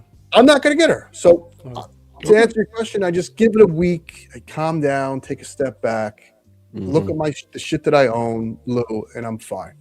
Yep. That's exactly how you got I have 4 brand new ones if you need one. Stop. Are you fucking kidding me? I really do. There's 3 right here sitting next to me. He's the one that sold me. He's the one that sold me mine. I sold him his. Yep. She's a great figure. It's an amazing really figure. Like so, like again, like so. There's certain toy you don't companies. need it. Don't listen to those guys. Yeah, don't think like you have to have it. I will say this: if you really want a barbarian female figure, I don't have one. Look for it. I have Red Sonja, and she sucks. I don't like that Red Sonja from Boss Fight. Yeah, or Loose Collector. Right, Loose as shit. Yeah. Right, Lou. So I don't like making negative videos. It's not my thing. I always feel like I don't feel like I'm gonna offend somebody because who gives a shit? It's toys, right? But when I'm making a negative video, I could I'm a positive guy, right? And when I'm making this negative video, it just doesn't feel natural. But that figure, people were hyping it up, and I'm like, this thing, like a Marvel Legends, is better than this thing. Mm-hmm. Yep, so I'm with you. Yeah. Good. So what I was saying was there's certain toy lines, like Cesare is one of those. So the females, you got to go in. Like I literally the day this went up, was it the Hilder, Cassia, and Bernice 2.0? I bought 6 each. Really? Right away. I saw you hyping it up on one. I think a Tuesday show or something. I was like, yeah. You need to just like this. The females from Cesare are amazing. Even the last male they just came out with was awesome. Yeah. Lou was hyping that up a week or 2 ago. Yeah. So like I ended up buying 2. Then I actually look gorgeous. I played with it. I bought 3 more. They're customizable. That's the beauty about it, right? Swap them. Okay. Yeah, cool. you could. They're the swap and pop type thing. So it's like you could. And then, I've gone deep into Cesare line, so I have the accessories, kits, and all that stuff. Bless you. Thank you. I do get FOMO. I'm a collector, just like everyone else. You know who gets me the most is the FOMO kings is freaking Mezco. They're the FOMO kings because you got about 6 minutes to decide if you need this fucking thing before it's sold out. And you know what? If it's gone, it's gone. I'm done with worrying about having everything Mezco makes, and I missed out on the 2 Doc Nocturnals, and I'm like, I'm over it. The last 2? Yeah. What do you got? 7 of them underneath your bed or something? I don't, but I am actually getting rid of all my Doc Nocs. I don't have the last one. But you know what? I'll send you a message. Go ahead and start selling some of the video games, bro. Dude, careful with this one, Gaines, because he's nuts. You'll be like, oh well, I kind of like that. He's like, I can sell it to you. That's how I have this. So remember I told you I had this problem of going big or going home? Yeah, So yeah. I've actually recently just only bought one figure, and it felt so weird to me. I was like, I'm only buying one. Yeah. Why am I not adding 3 or 4 to the cart right now? And I stopped myself from doing that, and I only bought the one, and I was like, all right, this is it. Stop. Don't go more. Yeah. Don't go Look more. at you. So it's the change has started, but like now I'm just sitting with again I buy a lot, and that was the issue. So Yeah. Yeah, that is an issue for sure. But again, with the FOMO, at least I got some dopey figure a few months ago that it looked cool. It was some tiger with like a samurai hat. I was like, I don't know, why do I even have this thing? Sold it in a minute on eBay. Things these days, sell fast. Put it for the right price, so it's not that bad. Mm-hmm. All right, I gotta get this fucking toy, I guess. So wait a minute now. So you didn't like the tiger? With Not that I didn't like it, Lou. It just has no. I try to put them with like my neck and ninja. No place on my shelf for them. Right. And listen, I don't stress out about where am I going to put this thing, but I didn't have to have it, and I probably wanted to buy something else that week, and Yeah, pretty much got my money back for them. right. Yeah. That makes That's sense. good, though. That makes I mean, sense. that's I think good, though. we have all bought at least one figure Sure, that we're like, don't need it. we regret. As he picked it up is great. I hate that figure. I actually don't mind the figure because again you can customize it too. It's very customizable. Just standing there, it's fine, but it's a piece of shit. It's fiddly and loose as hell. I can't even stand up. Yep. I have to like do things to get. Every time I go to stand her up, the legs just go. And she wasn't cheap, man. No, that's my thing. Like people get on me for. Not anymore. McFarlane prices kind of suck now, but she was only $25, and I don't feel guilty when I only spend $25. Lou, what did you say she does? Oh, Maybe you heard that's me. just an action feature. No, No? Okay. She got too many drinks in her, is what it is. apparently that's exactly it. Tyler, Put her in- Tyler, you want to read this? Oh, yeah, sure. Phenomenal episode, gentlemen. Great guest. Best Friday night I've had that didn't involve my wife in a while. Salute. Thank you, Sudahuba. Sudahuba, thank you very so much, much. man. Cheers, man. He's a Appreciate fucking you. great guy. I wish I had 100%. alcohol, but off the wagon, on the wagon. What's that work? How's that saying go? Off the wagon? You're on the wagon. If you were off the wagon, you'd be drinking the hard Okay. stuff. The wagon has all the alcohol on it. Mhm. What, Exactly. Are you drinking like Mike's Hard Lemonade? What are you drinking? No, this bum energy. If you track this shit down, it's phenomenal. Bum energy. Okay, I've not heard of It's Bomb. so fucking good, man. I haven't heard Is that of like that one of either. the ones that's like sugar free and Mm-hmm. Oh yeah, It's so Yeah. good. that's the good stuff. Tyler, would Yeah, you try. like to do the honors of playing a video?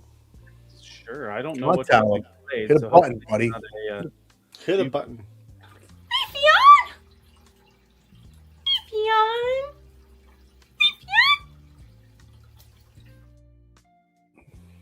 You know Like what I love about that video is like right at the last second she course.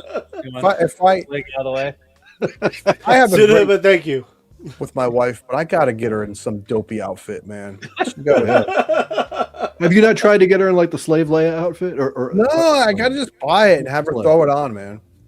hot stuff? I think There you go. James feels like you would make her wear tattered purple pants, and that's it. I'm gonna dress up like a clown. You wouldn't like me when I'm angry. Clown or something. Abby, do you need a napkin?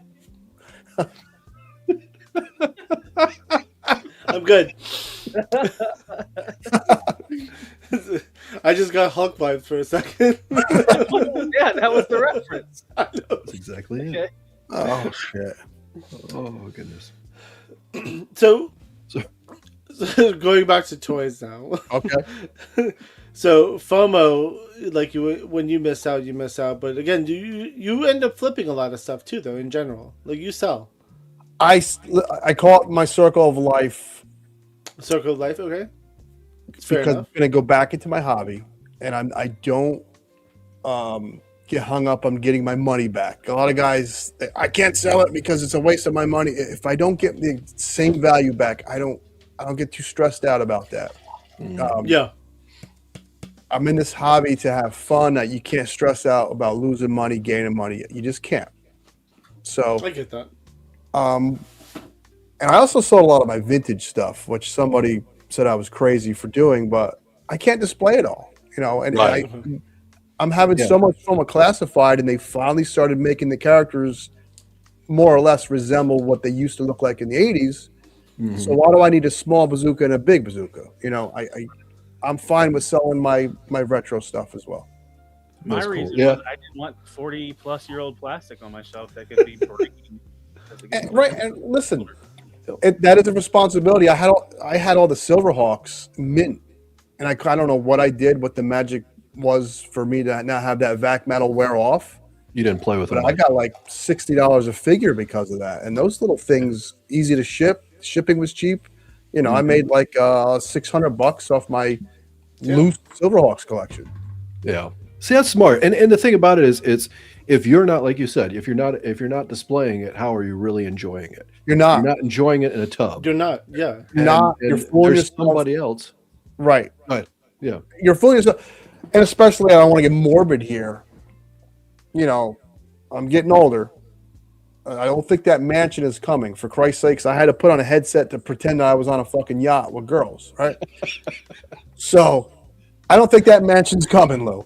So I'm not going to be able to display all this shit. So I'm realistic. I know where I'm at in life, where I'm going to probably go. So I want to display the things I own. And if I have to sell my vintage collection, if I had to sell my video games, I do it. And I think I maybe regret selling one figure. That's or two. The D&D Warduke and the hero in that Strongheart.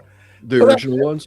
Yeah, I had them mint too. I sold them. I talked to stupid Randy Falk, and he said he was going to make everything for D&D Ultimate, and they made 3 figures. So right, yeah, that burned me. Dead. Oh yeah, and that's why I'm so Hasbro glad I had the never luck. jumped on those. Yeah, because they definitely shit the They bed. burned me, and I talked to him personally, and I I'll be motherfucker. right back. I sold my vintage D&D because I thought we were getting all them characters in Ultimate style. Mm-hmm. Well, they even showed the wave that was supposed to come out with the wizard, the black robed wizard. Yeah, Like he's so vital for that cartoon and that line, and stupid assholes. Now they're making Big Bird, which is cool. I'm just saying. I know. I kind of like the Sesame Street. Oh no, I do too. I'm just saying as an example as to like, you know. But yeah, I don't mind selling stuff because I mentally feel a little better because, okay, it's going towards a figure, yes, but it's not coming out of my paycheck, you know. Right.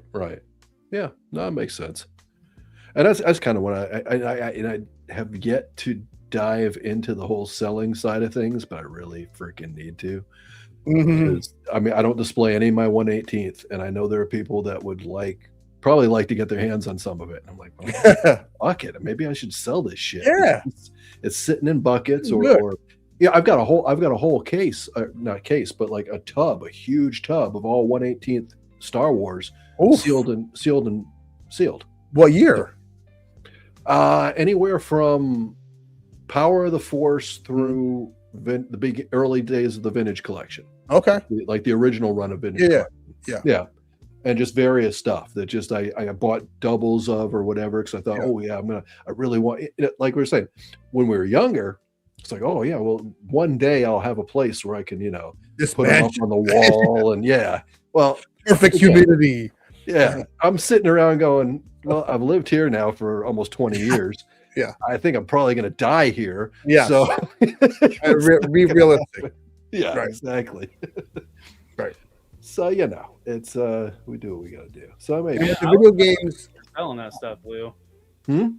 What's that?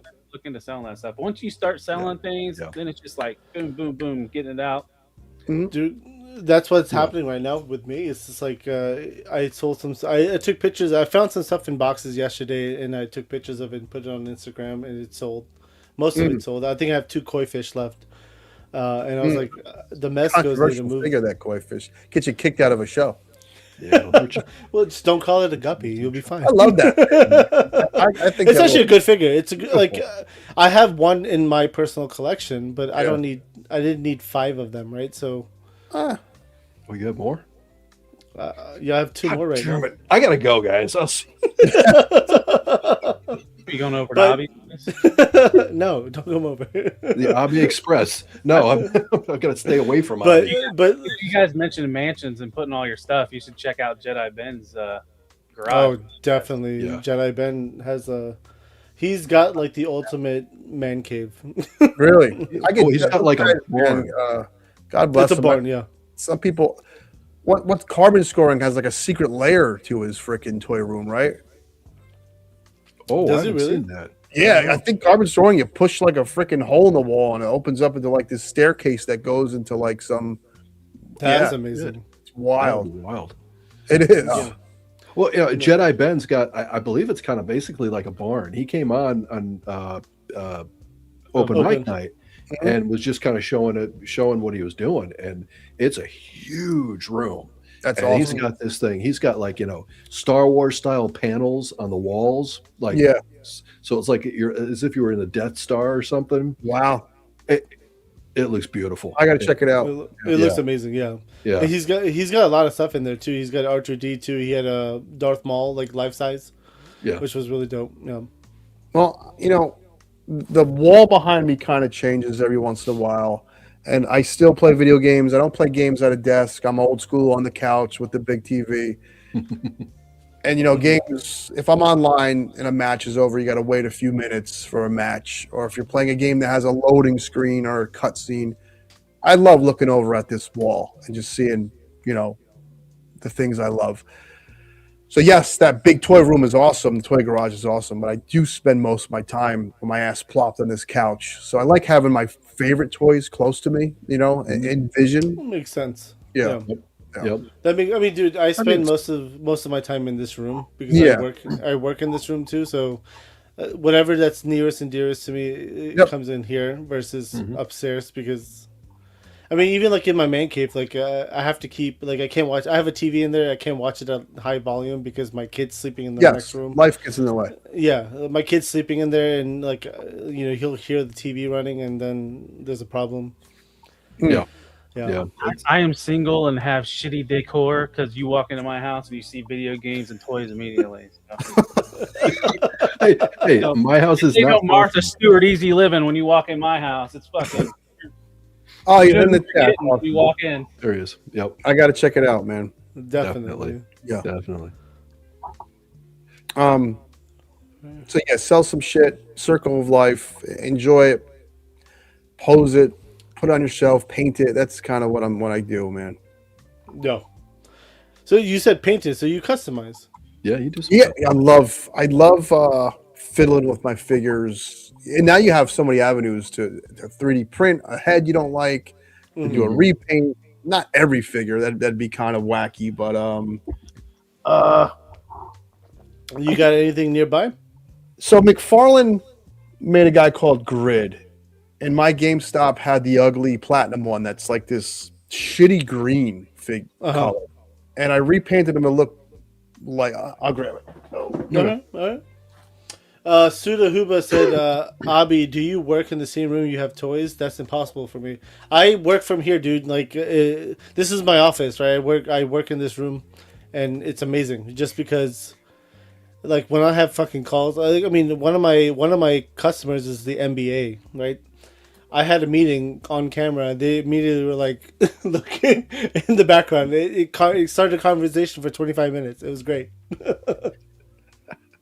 So this was what you got? like a puke green, and I just painted him like that. Nice. Oh, nice. Over. Yeah. That's That great. looks good. That looks really Yeah. good.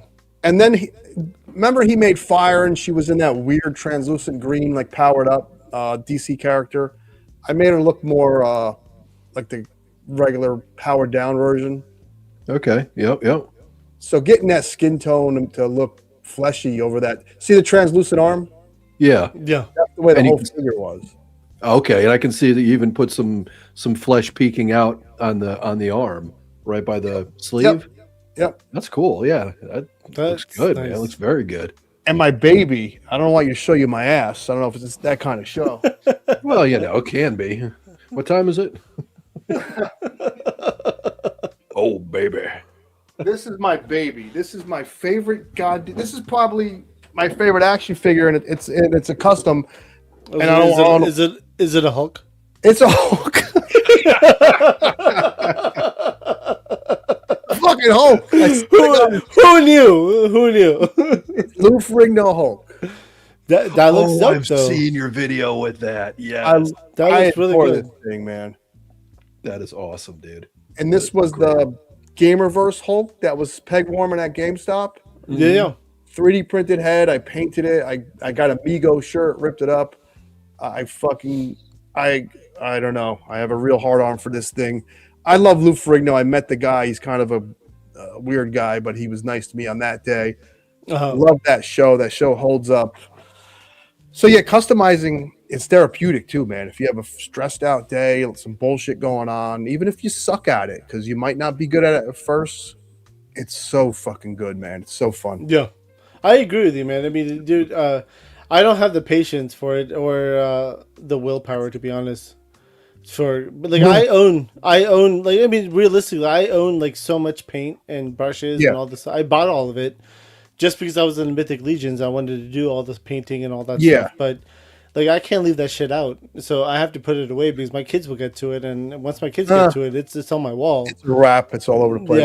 Yeah, exactly. So I was just like, and like honestly, I'm just lazy. I call myself Kit Bash King. I'll Kit Bash the shit out of figures. Fun too, though. Yeah, I enjoy kid bashing, but because it's less painful. I got this head on Etsy, and the guy makes like several different versions, sizes for different Hasbro Hulks. Cool. You mentioned kit bashing. That's why I like McFarlane too, because everything just pops It right pops out. off. Pops right off. Yeah, You could make a figure in 10 minutes. It's like Lego. it's amazing though. Yeah. Like, that's what fueled my addiction to Valaverse. That is such a fun line to swap and pop, and just what can I come up with today? So you buy like 7 of the same figure, and you're like, put it all together. Yes. 100%, dude. I get that. Well, so something like this. This was the easiest thing to do in customizing is dry brushing steel. So you get the object jet black, dip the brush in your silver, get the excess paint off on a paper towel, and you dry brush over that black, and it just makes it pop. I recommend doing that first to like your metallic figures, whether it's a knight or cyborg, for example. That really just makes it pop, and it's easy. What do you use as a sealant? So Mr. Super Clear matte spray. It's like $10 on Amazon. He has a gloss one and he has a matte one. Just spray it right on there afterwards. So I think I used that canister, and it made the figure sticky. Depends on the plastic, and it depends on the temperature. Oh, got you. Okay. And there's a trick that people. I love when I give I'll give a tip on a video, and somebody will call. Like, this doesn't happen often. I don't have a lot of trolls, but if you use baby powder, it'll remove that stickiness. Now, I don't know where I heard that. I googled it. It's not, doesn't come up. But baby powder will dry up that stickiness, and then you could brush it off a few days later. Stickiness for sure. So You gotta wait a few days. So. do it. So do it on like a Friday. So you don't I have to, know you were talking about something else. It's been sticky for a very long time. Even today, it's been really. So I bought a Jimmy Hart figure. Hey, baby. Exactly. But I put logos of Zangief on him. So he was Zangief's manager, and awesome. I sprayed it to seal all the paint and the pictures and stuff I put on him. But like, it's so fucking sticky, that material. It was so frustrating. I was like, why is it sticky? Like, I don't understand. Like, I didn't leave it on for such a long time. Even today, it's sticky. Like, if I touch it now, it's going to be sticky. And I was like, what the fuck? So you're saying put powder on it? Yeah, put powder on it, little baby powder. And then a few days later, I'll brush it off with a brush. Okay. And so then that takes care of it from there on out. You're not going to run into that stickiness later down the road. It should suck it right up. Man, somebody just watch the stream right now. They would be blown away. Ever tell you, I met Jimmy Hart. at Comic-Con, not like at a panel. I'm taking a piss in the regular public bathroom, and to my left is like Spider-Man cosplaying. To my right in the stall is Jimmy Hart. I'm not a pecker checker or anything. Let's make that clear. But to my right is Jimmy Hart. I was just looking. I was like, did a double take because it could have been someone cosplaying. But I was like, who the fuck's gonna cosplay as Jimmy Hart in 2016, right? And I was like, Jimmy fucking Hart. And as I say that, on the zip up of the dick, he goes, "Yeah, how you doing, baby?" And it was so fucking funny, man. Did he shake your hand? No. He did a zip like he had a hog too. He did like on the tippy toes, like he had to put something in there heavy. And it was just so saggy funny, balls, man. but yeah. Hey, what's up, baby? Jimmy Hart. That man is so fucking orange. It's crazy. Hey, he's like 90 though, running around still doing his thing. He is. Yeah, that's true. Yeah, he is up there. That's for sure. I met him, or last time I saw him was at Retro Toy Con in South Carolina. Yeah, I mean, I met a ton of wrestlers, but just taking a piss next to one of them was pretty unique. Yeah, absolutely. Yeah. And Roddy Piper choked the shit out of me once too. That was another story. So Roddy Piper comes to a local wrestling event at like the high school gym, and he just did like a talk and he introduced people, and you got to do a meet and greet with Roddy. And I'm waiting in line. I don't want to get anything signed. I just want to tell the man that I love They Live, and he made that movie like my go-to movie for life. And that fight scene with David Keith or Keith David, who the fuck ever could remember his proper name, right? David That Keith. fight scene is legendary. I just want to tell him that. Yes. And then I was like, Roddy, can I get a pic? And he was like, yeah, sure. And I was like, can you put me in the sleeper for the pic though? He's like, sure, kid, sure. Just tap when it gets too hard. And I'm like thinking, like, why the fuck? It's it's for a pic. Why would I have to tap? He choked the fucking shit out of me. Shit. I mean, I was tapping like I had a red ring around my neck for 3 fucking weeks, man. Don't ever ask a wrestler to put you in a move. That's my advice. Yeah, he wanted to prove to you that it was real. Yes. Yeah, Roddy's probably one of those people who does that shit. But Sergeant to put me in the corporate clutch. Yeah. Did it hurt? Well, it wasn't like he was soft about it, right? So. Oh well, listen. Yeah. Sergeant's a sweetheart. Piper's a maniac. That's true. Yeah. Well, younger Sarge probably wouldn't have been as. Yeah, that's probably true. Maybe not, but yeah, definitely Sarge is the nicest freaking guy. Yeah. Piper's Roddy was always full of piss and vinegar, no matter what. Oh yeah, but always. He loved his fans, though. I mean, that's the impression I always got with Roddy. Mm-hmm. He didn't fuck with him. Well, but listen,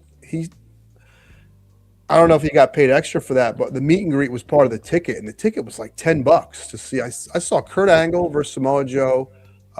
Piper was there, and a bunch of local jobbers, whatever you want to call them, high school wrestling guys. Mm-hmm. Great show, and it was cheap. Yeah, I mean, you are right, Hendo. I did ask for it. Thank God his finishing move wasn't the pile driver. I would have been dead. Yeah, don't meet Jerry the King Lawler. Just don't do it. I don't know, but he's got the kitties, though. He leaves those around. No, yeah. I found out about that like a year ago. Oh, just a year ago? Oh, yeah, I didn't know Jerry the King was a huge pervert, like that. He's a nice guy. I met that guy, too. He's really nice.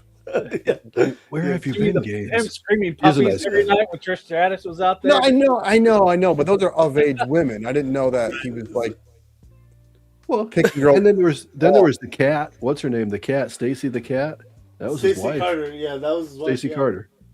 Yeah, she's a real estate. Last I heard, she's that's why I said Kitty, because she was Miss Kitty. Yep.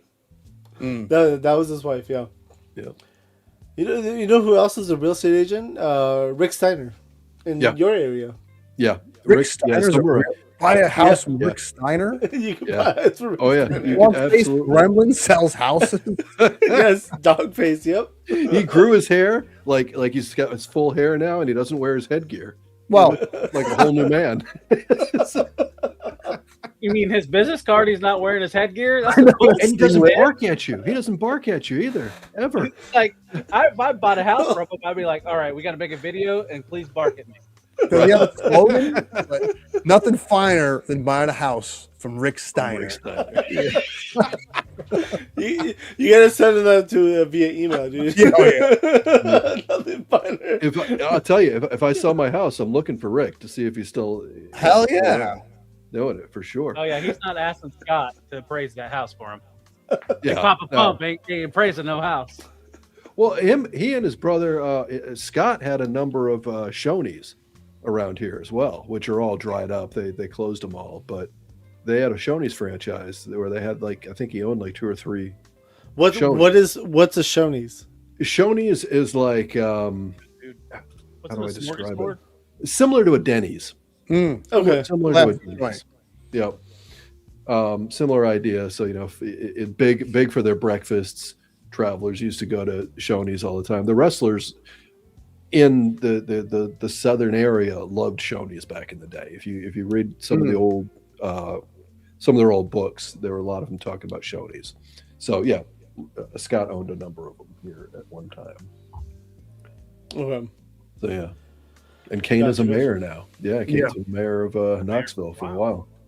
Yep. Yeah. All right, so let's jump over to YouTube. What made you go Did have get a on the full YouTube? Jedi band.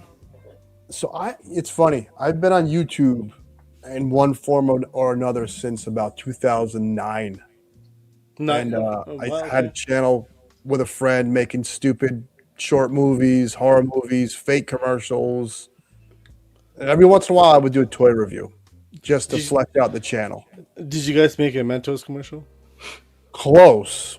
I used to do something called reviews of things you don't care about. I would review like Under Armour and Chobani yogurt and stupid shit. Like just things that who gives a shit about. Yeah. Is it still on YouTube? It is. Listen, I warn you, it's very cringy. It's what the kids say, but it's stupid fun, right? Oh, you're going to it. I want to look at it right now. I do want to see this. So I'm not a technical guy other than stupid video game consoles, right? When the cell phone cameras got really good and it allowed you to make little movies on your phone and edit them, I forget what figure it was. I was just, you know what? I'm going to throw this on YouTube. Who cares? Who cares? There's no harm. I've been on YouTube before. I've embarrassed myself doing much stupider shit, reviewing Chobani yogurt and wearing the empty yogurt cup like a jockstrap. Jesus. So my first video, it's terrible. Not that my new videos are like some advancement in fucking video editing or anything, but people liked it. And they were like, you just like the way you approach this. And it gave me that confidence, that I could keep doing this, keep being me, keep cursing, because I can't help how I talk. I'm a typical New York Italian jackass, right? Mm-hmm. So when I learned that I could just be me and have an audience, I fell in love with it. And then that, led me to where I am right now in this seat here. Okay. Yeah. Was this YouTube's on your toy games or was it separate? It's called Bare Bones Cinema. Very, very artsy. I'm gonna go subscribe. I'll go to Bare Bones Cinema. Bring up Love Quest. That's a fun one too. I love Love Quest. Remember like the 80s date videos? Yeah, So we would make like a fake one of that. That's awesome. Yeah. God, what were those bad like date shows in like the late '90s, early 2000s? Love Connection with Chuck Woolery. It was the best. Yeah, I remember that one. But there was one where there was a couple of them that would come on at like 2 a.m. after last call at the bar. I remember they Studs. Studs was one. Yeah. Love that. I love stupid television, man. There's So that was channel? Bare Bones is what? BARE? A Z. It was 2010. All right. Everything had to have a Z to it. That's right. Yeah. Bizkit. Damn right. My bad. Yeah, it was a Z. Bare bones cinema, all one word. Damn, there's a younger games on there. I see the picture. I was young and in shape, thin, no hair, still bald. You know, let's Okay. get that straight right now. Which video did you say to see? Well, Love Quest is just dopey good fun, and Big A is in that. Big A is like a alter Seen ego Big A. I have. He's in Love Quest. If you don't mind, I'm just gonna share my screen for a second. Oh God! I just subbed. I found you. I just subbed. We're doing I this. got Huh? I mean, might as well have some I won't fun do with that. it, dude. Oh yeah, Might as well. it's on there. Yeah. Might as well. Wish I was drunk. I've seen like clippets of your Big A character. I love being Big A, man. I wish I would have started Big A in my 20s. You're right. Big A Christmas is funny. Big A. Big A Pandemic. Workout Tips is funny. Go play that. All right. Pandemic. Oh God, make it big. Let's have fun. Oh lordy, don't copyright strike us, Gaines. No, there's no music. There's no listening. music, yeah. Okay.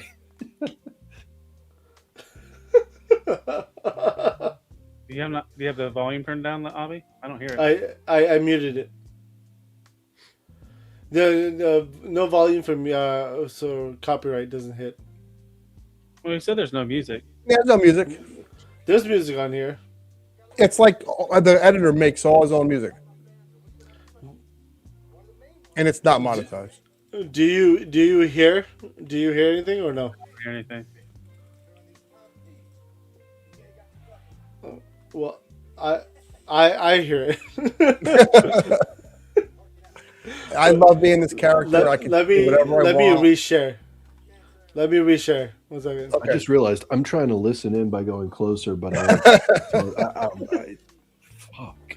I thought you were just trying to let us see your forehead. There you go. Yeah, that's why I wanted to show you my forehead. See this? Do you hear it now? Fence? Yes, yes. Goddamn something. It's for your back. Watch. Right in there. Right in there. Right in there. And when you hit this is stupid. Let's get out of here. Take in the scenery. Soak it in. 'Cause this is now your gym. You gotta fucking work out here like some type of goddamn caveman or something. But I ain't here to throw rocks or build the fucking wheel. I'm here to jack. All about burning calories and just getting out here and fucking. Huh? Wait, shut up. You didn't even give us a list. Like, I don't get it. Oh shit. All right? You're gonna get herpes from that thing. Oh my God.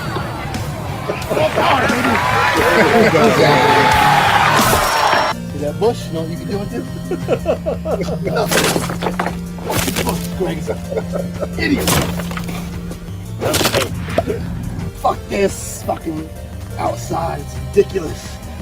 I should be around big butts and a fucking guy giving me water. I'm gonna call Jay. There you go. A lot of shit like that, a lot of stupid shit. And I used to go to conventions as that character and fuck with people. And you know, it's fun to just.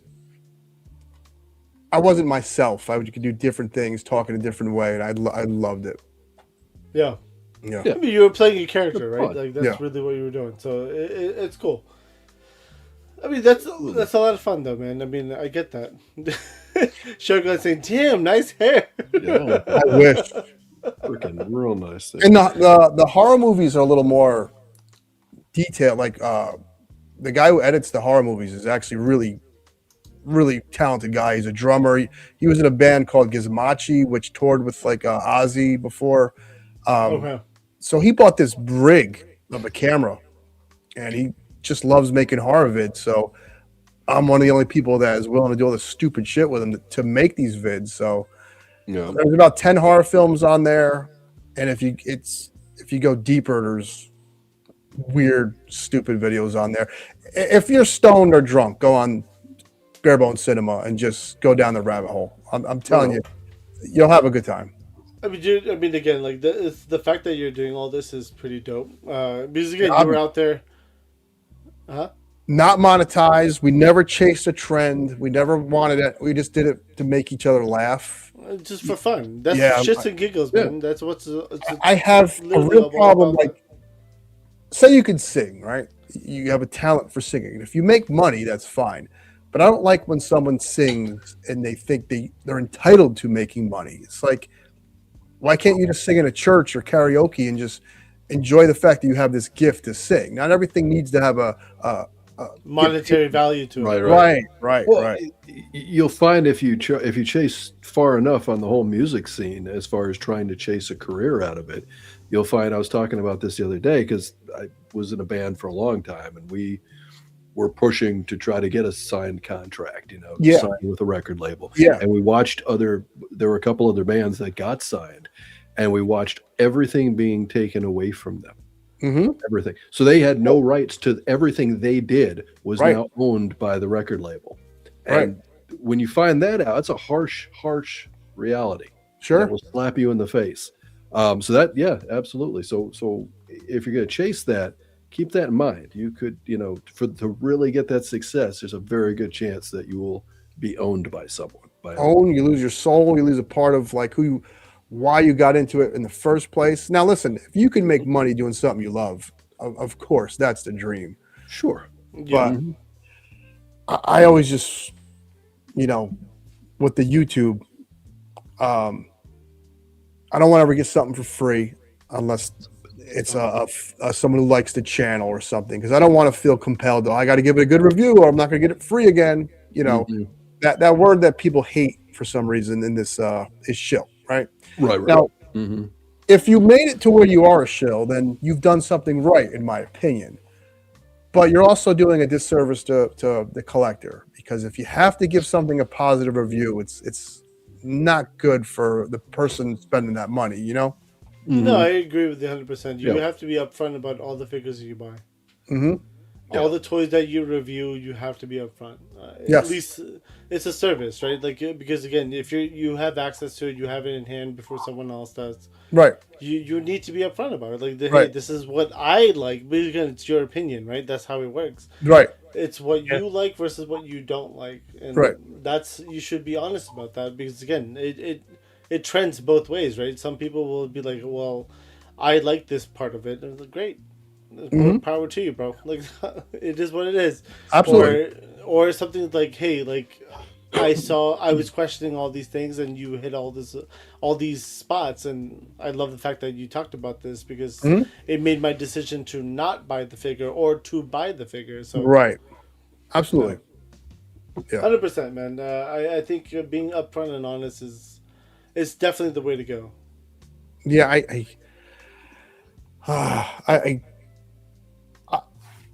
I used to watch a lot of video game guys, and like toy tubers, it's small compared to what like a video game channel can get, right? Yeah, 100%.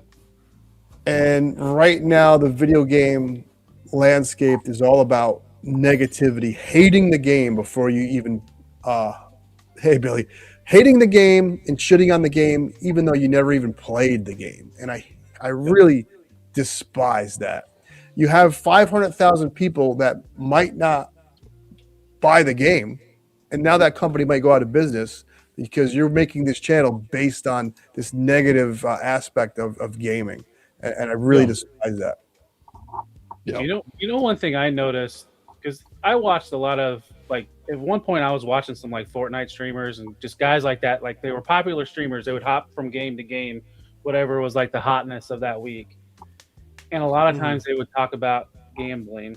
And I don't have a problem if you gamble, but these were streams that I know a lot of kids watch, and they were getting paid by these gambling companies. I'm like, Oh, they don't care.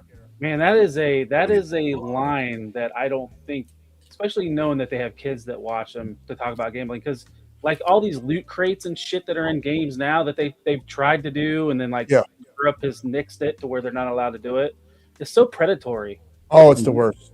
Madden, I used to love watching football and then buying the new Madden or the new NFL 2K. I loved it.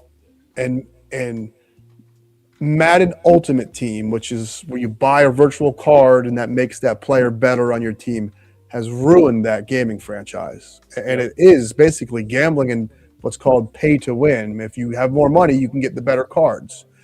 And because of that, they don't even focus on the gameplay getting better because they just make so much money off them damn virtual cards, you know. Right. Yeah, I used to love playing the college game, creating a character, going all the way through college and drafting myself in Madden and playing in Madden.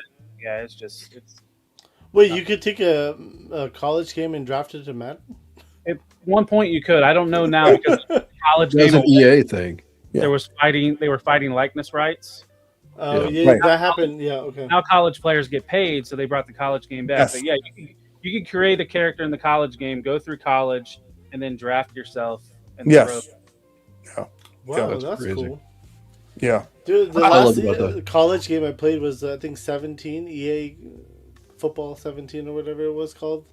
It had Old Dominion, it had my alma mater in it, so I was like, this is it. Like, this is the only game I'm going to buy because it has ODU in it. And I played the hell out of the game. I loved it. It was a fun game, but then like next year they was like, we're not making it anymore because they don't get paid. So I was like, well, fuck. Done.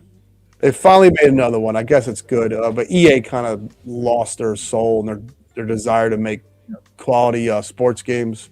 But I still love the hobby. I still love gaming. I'm after the show, I'll probably play Fortnite and the Outer Worlds 2, and I bought some dopey game where I'm robbing houses. I feel like a scumbag doing it, but it's just in the game, so you know. Right. You said Outer Worlds 2? The Outer Worlds 2. It's Is like that Star Wars? No, but it's what I would love for a Star Wars game to be. You know, like you're going to different planets, you're doing jobs for people, you're like a bounty hunter. So yeah, it's I've seen reviews of that one. Yeah. It's kind of like Fallout in space. Is basically what it's like. Fallout in space. Okay. Yeah, I love it. That's cool. Okay. Yeah. I'm trying to remember who I was watching. Was it? I think it was Modest Pelican. I think that's Modest what he calls Pelican, himself. Yeah. I think like watching him do a run through in that be right back. game. I think it was him, and I was kind of riveted. I'm not gonna lie. I'm like, this is fun. The game didn't sell well, and they I don't know why. Like, I've played bad games. I've played games like Deadly Towers and Trigger Man and what's another real stinker. I've played bad games, and I tried to still enjoy them, even though they were shit. Do they make bad games now? Sure. And Talib mentioned this earlier. Sometimes they're unfinished, and we're like beta testers. But the bad games now are nowhere near what the bad games used to be. Like the NES games were still $50 or $60. Yeah. You bought a bad game, you were screwed because you were stuck with this shitty game. You know, your mom wasn't going to run out and buy a new game, or your dad. You know, Zelda 2. I think Zelda 2 is the black sheep, and I love Zelda 2, man. Did you? All right. I know. I hated it so much. It's so weird. You're seeing numbers when you hit people for some strange reason, but I love the music. I really do love that game. Okay, that's fair. I think like what video games, they fall into the same trap that movies have, where they just IP farm. They just stick with those IPs. Sure. And they don't try, they don't risk. There's, but you got to think the millions and millions of dollars it takes to develop some of these games anymore. Right. How long was Bungie working on that extraction shooter, and then as soon as it came out, it looks terrible too. It looks terrible. Can bring up Sneaky's question about the Souls games? This game called Dark Souls. I have a tattoo on my leg. I don't know if I can I'm gonna get. You might hurt I don't know if I can do this. I can't. I got Solaire on my leg. That's how much I love Dark Souls. So Dark Souls 2, 1, the original Dark Souls. There's a part in the game called the Anar Lando Archers, where they'll like shoot you once and fucking kill you. And to have gone through that level, make it through there. If you talk about that with another gamer, it's almost like a Vietnam story. Like it's our Vietnam making it through that fucking level. So that game will always be special to me because it was so difficult, and I made it through that goddamn game, and it's like a badge of honor. You know what I mean? There goes the groin. I showed a tattoo on Figure Fight Club. Gonna call out Monday. Dark Souls has a special place in my heart, man. Just for getting through that game, and and it's very dark. There's enemies in that game that'll scare the shit out of you. Mm-hmm. They made a figure for Dark Souls, didn't they? SH made some figures. They made they didn't make Solera. They made not Oscar of Astoria. These are weird names. They made one of the Knights, but no one has done it correctly though. Okay. There was a third-party company that I thought that did Dark Souls as well. I wish like the Horsemen or something would make some Dark Souls figures. I can't believe Lord of Brooklyn didn't say something about Hasbro here. I'm just shocked. I know, he broke time ever. I'm proud of him. He broke out of his shell, right? He's a character. Yes.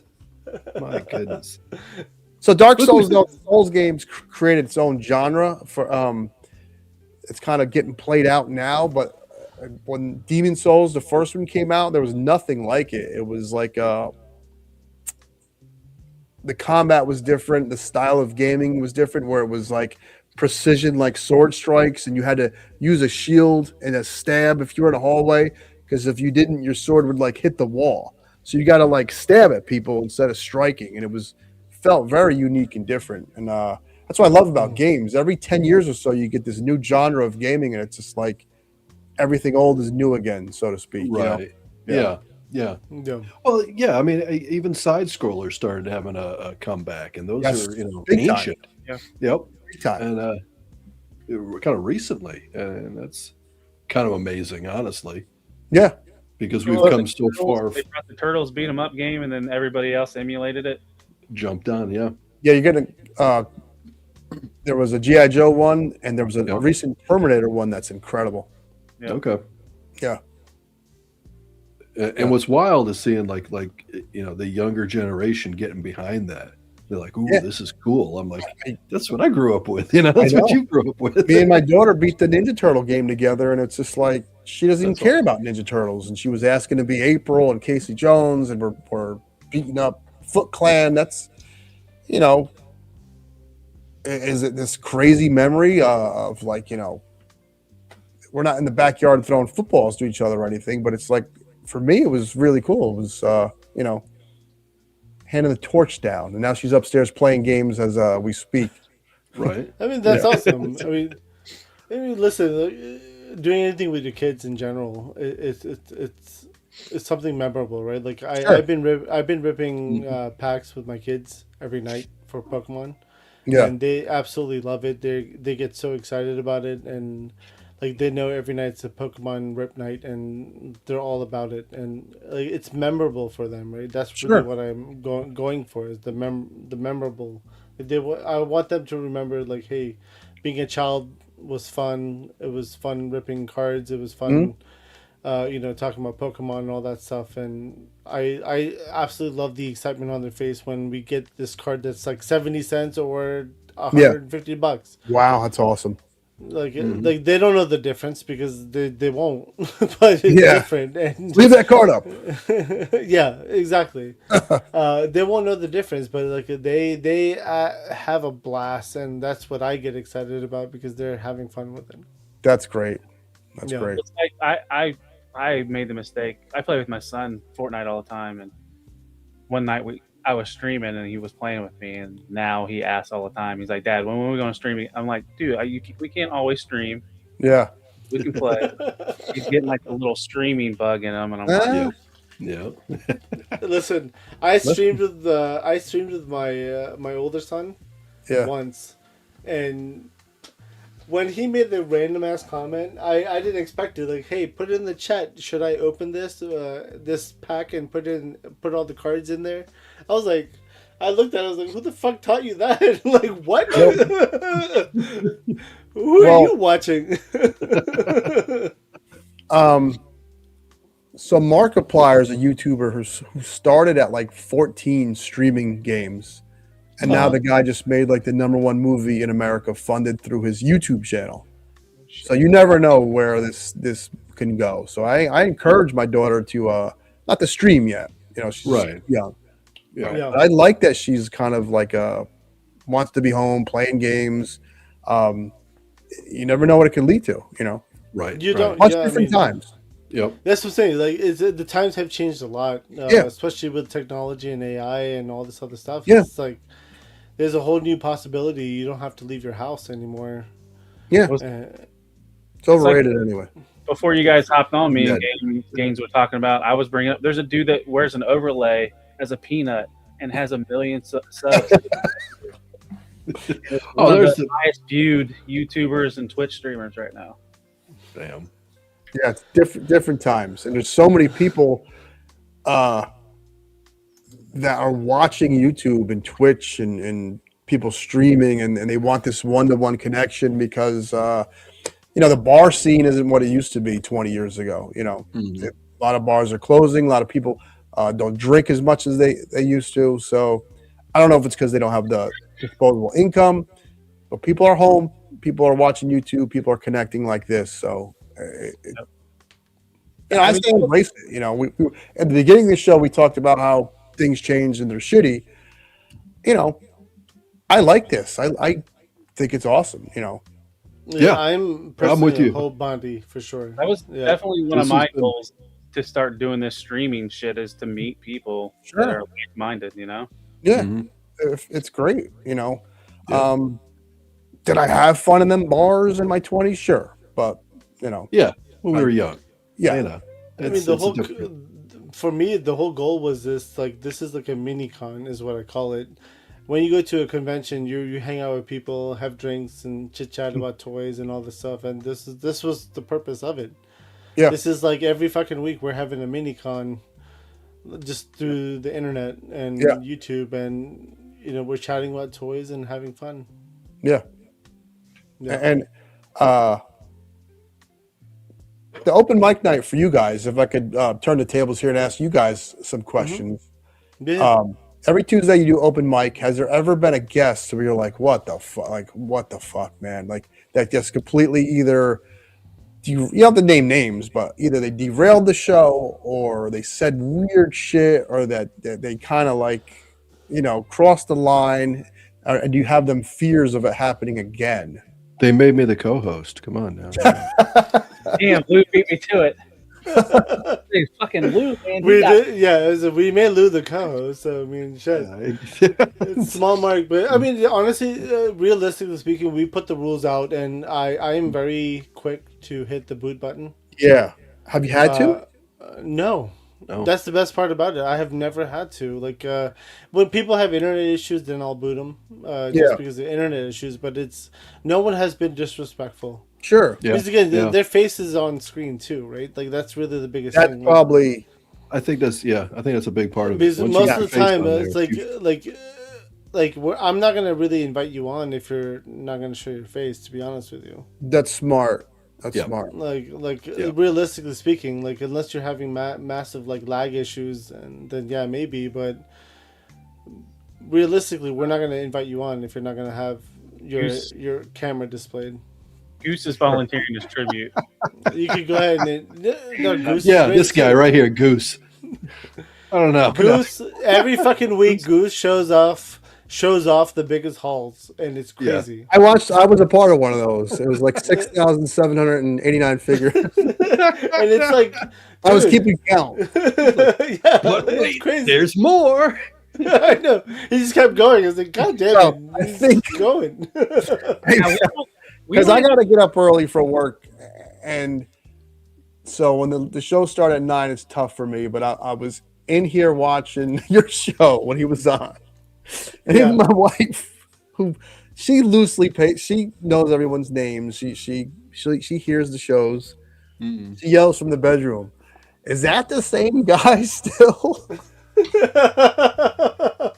Goose, you get a reputation, bro. Yes. It was so funny, man, because I didn't think she was paying attention or gives a shit about what random show I'm watching on a Tuesday, and He was says that so call fucking- bullshit. that shit got me. But I really you know, I have a friend who well, a friend of a friend started like a political channel, and he gets all these views because politics, everyone has a stupid opinion, and it's button pushing, and everyone is following. When I was growing up, nobody gave a shit about politics, and I think because it's so accessible, it's like the number one thing to talk about. And I hate that it's taken over YouTube. Like all the top channels on YouTube, it used to be like tech channels, you know. Yeah. Now it's like political channels. So that's where the biggest drama is right now. That's why I hate it. I really hate it. It's all drama based, right? At the end of the day, people like drama. They like to watch drama, and that's what it's all about is drama. I fucking hate it. Yeah, I hate drama. Yeah. I hate politics in general. Like I am not a big fan of politics. Me either, because none of them care about us, and I don't want to get into exactly. 100%. Yes, I don't care. I say that left or right, it doesn't matter. It's not. It's not about you and me. It's about them. I know, and they love like dangling carrots in front of us and making us feel like we have a real choice. But anyway, my point is, our views are going to be smaller than political channels or drama channels. Our toy community is always going to be smaller, so I'm always, but just amazed by all the camaraderie, the new faces, the new names I see. My time on YouTube, that's been about 2.5 years, has been extremely positive, and I'm really grateful for that. And I think you guys are part of it. You guys are nice guys. You're part of this fucking like. We know our crew, the Mega Powers, Figure Fight Club, fucking 3POA, and so far so good. You know, it's really been fun. I wanted to just make a comment to Billy Boys, dude. Billy Boys, you are welcome anytime, right? I love when first timers show up because it makes me feel great on open mic night. Because again, like last week we had 2 first timers show up. We had Fig Fan, Samurai, and then also Shogun Omega showed up for the first time ever on open mic. Again, show up. We're going to be nice to you because we know who you are. Yeah, show up. You know, I'll tell you right now, because and I think I said this the other day. I remember the first time I came on an open mic way back, and I walked. All of a sudden, because I had no idea. I'm just like, all right, I'll get on there, you know. And all of a sudden, I'm on live, and I'm on the screen with all these people that are talking, and I'm like, yeah, exactly.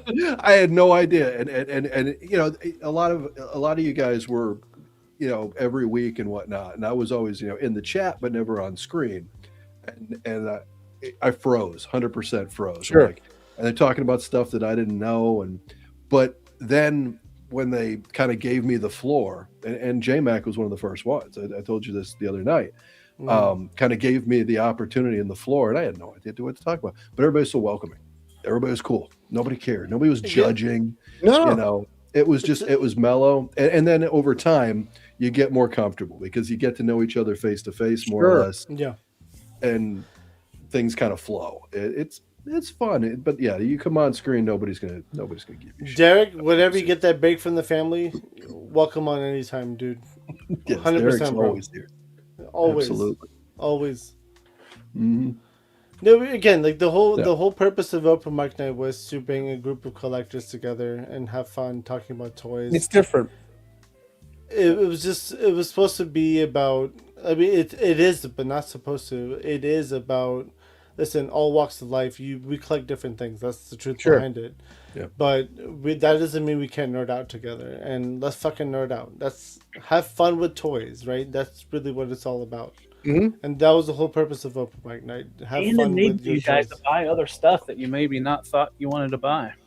Yes, 100%. Enablement is always there, but that's with every show in general. But it happens a lot more on open mic night than it does any other show.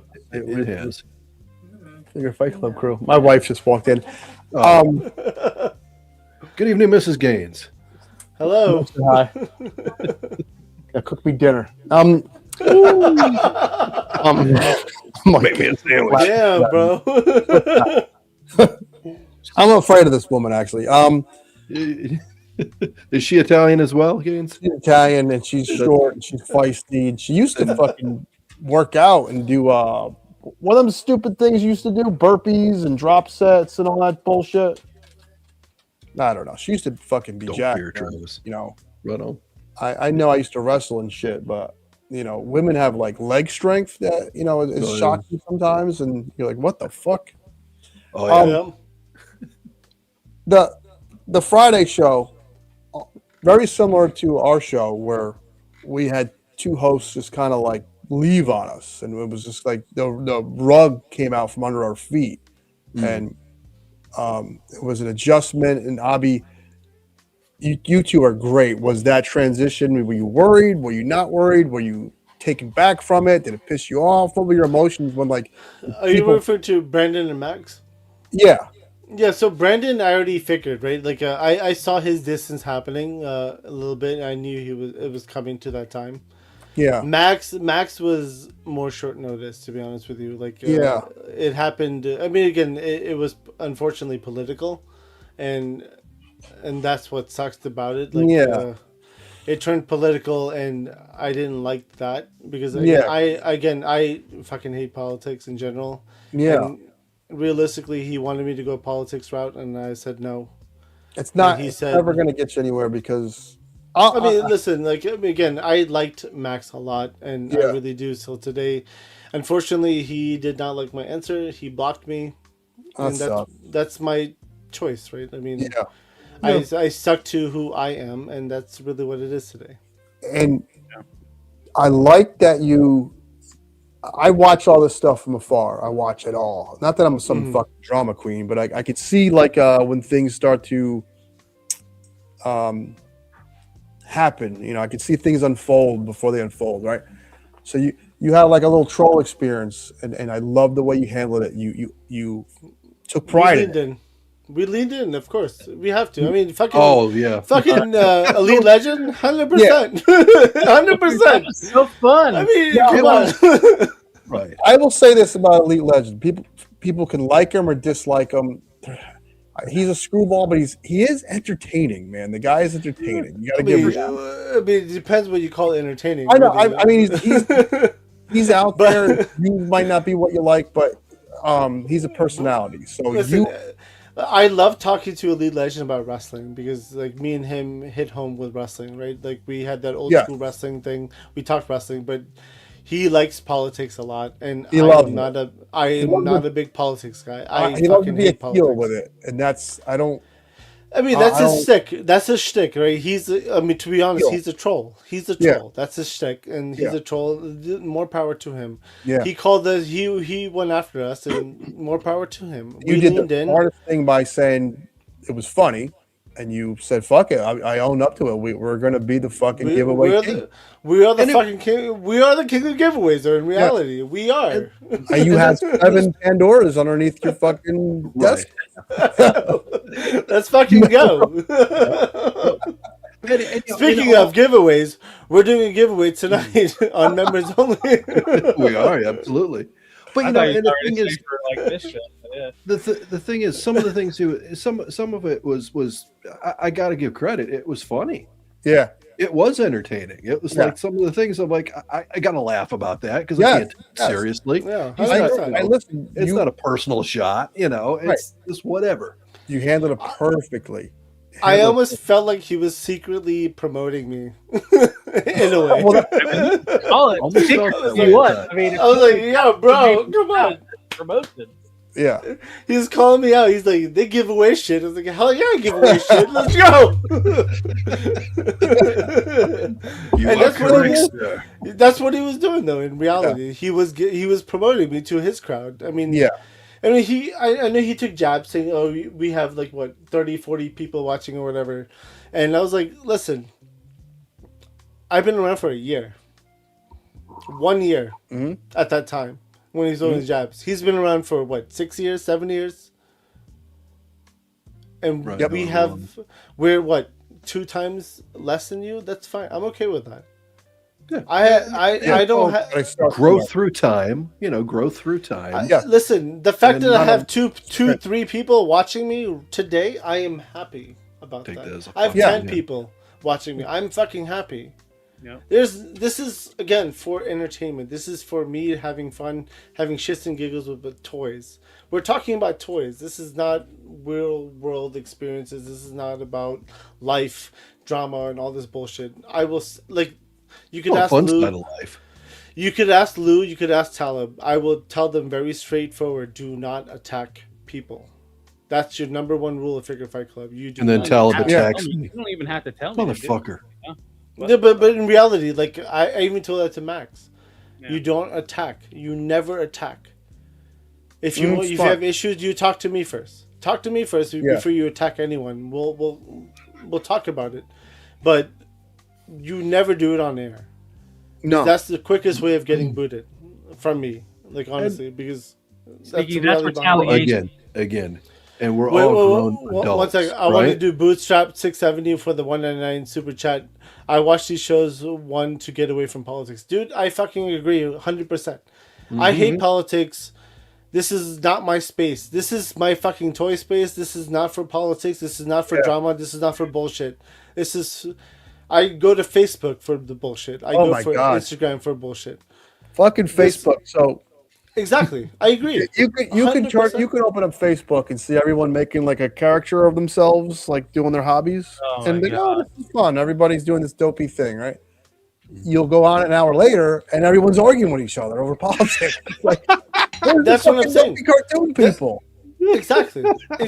That's what I'm saying. Like I fucking hate politics so much. I've been on Facebook since 2008, right? Mm-hmm. The same fucking people that were like watching the Jersey Shore and what's that movie with the fucking vampires? Twilight. I was like, I was the same person back in 2008, 9, 10. Toys, stupid shit, fart jokes on Facebook. I still say stupid shit. These people were talking about how excited they were for Twilight and Jim Tan Laundry. And now you're going to tell me years later who the fuck I should vote for and how I should think? You're the person who's going to tell me how to think. Okay. Well, Stu for lunch already told you to vote Team Jacob, so. Oh shit! That's it. I can't go on tomorrow if Stu's going to be on. Damn. Tomorrow's show, we are changing from favorite sports movies to the best Twilight movies. So House Hendo said Lou is so mean behind the scenes. You guys don't even know. Oh, you fuck yeah. I'm a fucking asshole. Suda Huba with a $2 Canadian. Preach, brother. Dude, listen, this is not for politics. This space is not for politics. No. As much as people say it is, and listen, you have the right to say whatever you want because it's your fucking channel. Say it. Sure. But my channel, my space, not my space, I just like my space. Fucking my bubble. Yeah. This is not politics. I don't follow politics. I don't look at politics. I don't go near politics. It stays away from me. I have my own views and opinions about shit. Yes, 100%. But I'm not gonna do that shit because again, it's division. I don't want division. I want togetherness. Especially since we all collect these stupid plastic things. Exactly. And that's the thing that brought us together. Exactly. It's about bringing people together. That's the most important thing. As I've always said that. It's about bringing people together. Right.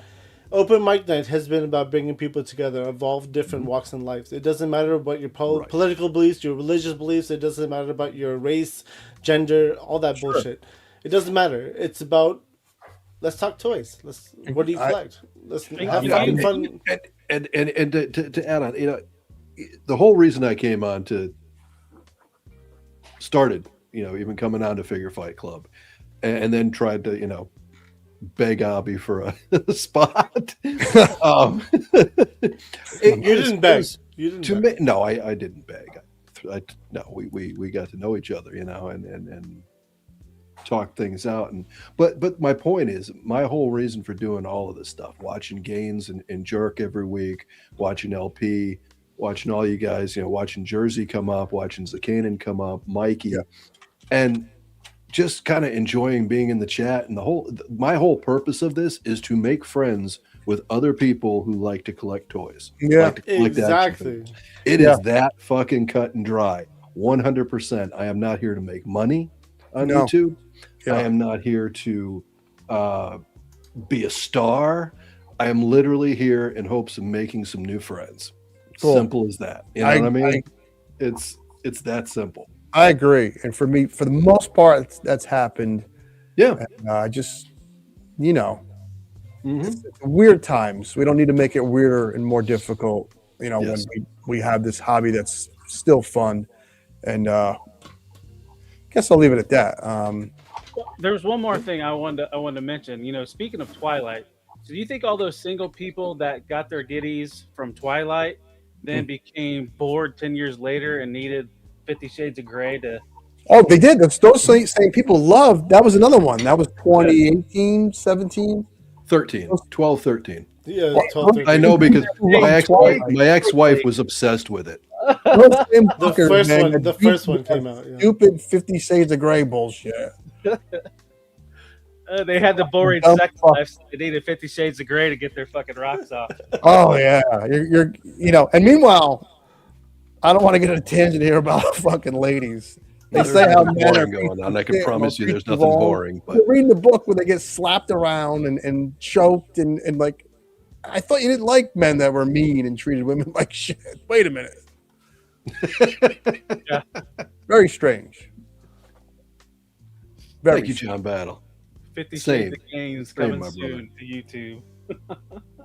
That's a lot of work. Sure. Hey, we're gonna do really. What do you want to be for the bedroom? Vampirella. You got Slave Leia, or you got Pennywise. What about Leafeon? Games, we need to discuss this. Pennywise brings you on. You could be a Pokemon. Wait, Pennywise. You're gonna catch them all. I'm gonna be Gropamon. Like, I've never seen them catch a Pokemon with 2 balls. I want to get her dressed up, man. She's still got it, this lady. So I'm gonna take advantage of that shit, man. I don't know what she's gonna wear, but I gotta talk to Jenna. Where you get these cosplay outfits at for her. There you go. Yeah. Jenna has like 400 outfits, so yeah. Yeah. Well, cosplay people get like sometimes they make them own, make their own, and they steam it, and it's a whole thing. Yeah. Yeah, it's crazy, dude. I mean, I met Jenna through shooting, right? Like that's how I met Jenna. So like I used to shoot with her. I was a photographer, she was the model, and that's how I met her. And you know, she helped me out a lot with promotion and stuff, especially with like conventions and IshCon and all that stuff. Yeah, 50 Shades of Big A. 50 Shades of Big A. There you go. Yeah. You can plot your own movie out there, right there. Oh, it's pretty good. That's not a bad idea. Just don't put it on YouTube. Maybe. I don't know. I was gonna say there's a different tube for that. Yeah. Yeah. Or a hub. Or a hub. No, we do have to end this because we're hitting the 3-hour mark soon. We did this for 3 fucking hours? We're at 2:45 soon. So holy shit! Right. I know Lou's gonna step away for a few minutes, but again, Gaines, thank you very much for jumping on. I appreciate you very much for this. This was a lot of fun. We had fun bullshitting around. I thought you guys wanted to say I needed 15 minutes to pimp my content. Well, we do need that too. Yes, we do need that too. Well, I'm gonna get some popcorn. So yeah, we'll be back. We'll all take a break. We'll tell them. Yeah, I'm hungry. Look, Avi, I call you the pillar for a reason. You do a lot of good for this community. I see your work. I see how kind you are. Whether it's a super chat, whether it's sharing people's stuff, and much appreciated.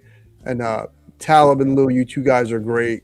Lou, I got to tell you something. I tell this to Zakanan, and I told this to Tony before. You're going to be the third person I tell this to. You have something that none of us can learn, and that's a great voice, man. So that's a gift. Yeah, you got a good voice for this stuff, man. I So thought you were gonna tell me that I'm old. You said Zakanin, and then he's old. Yeah, I'm stupid. you have a gift, and none else. Oh, you're fucking No, old. I've only told that to 3 people. You're the third, man. You got a great fucking voice. It's very soothing, man. You should.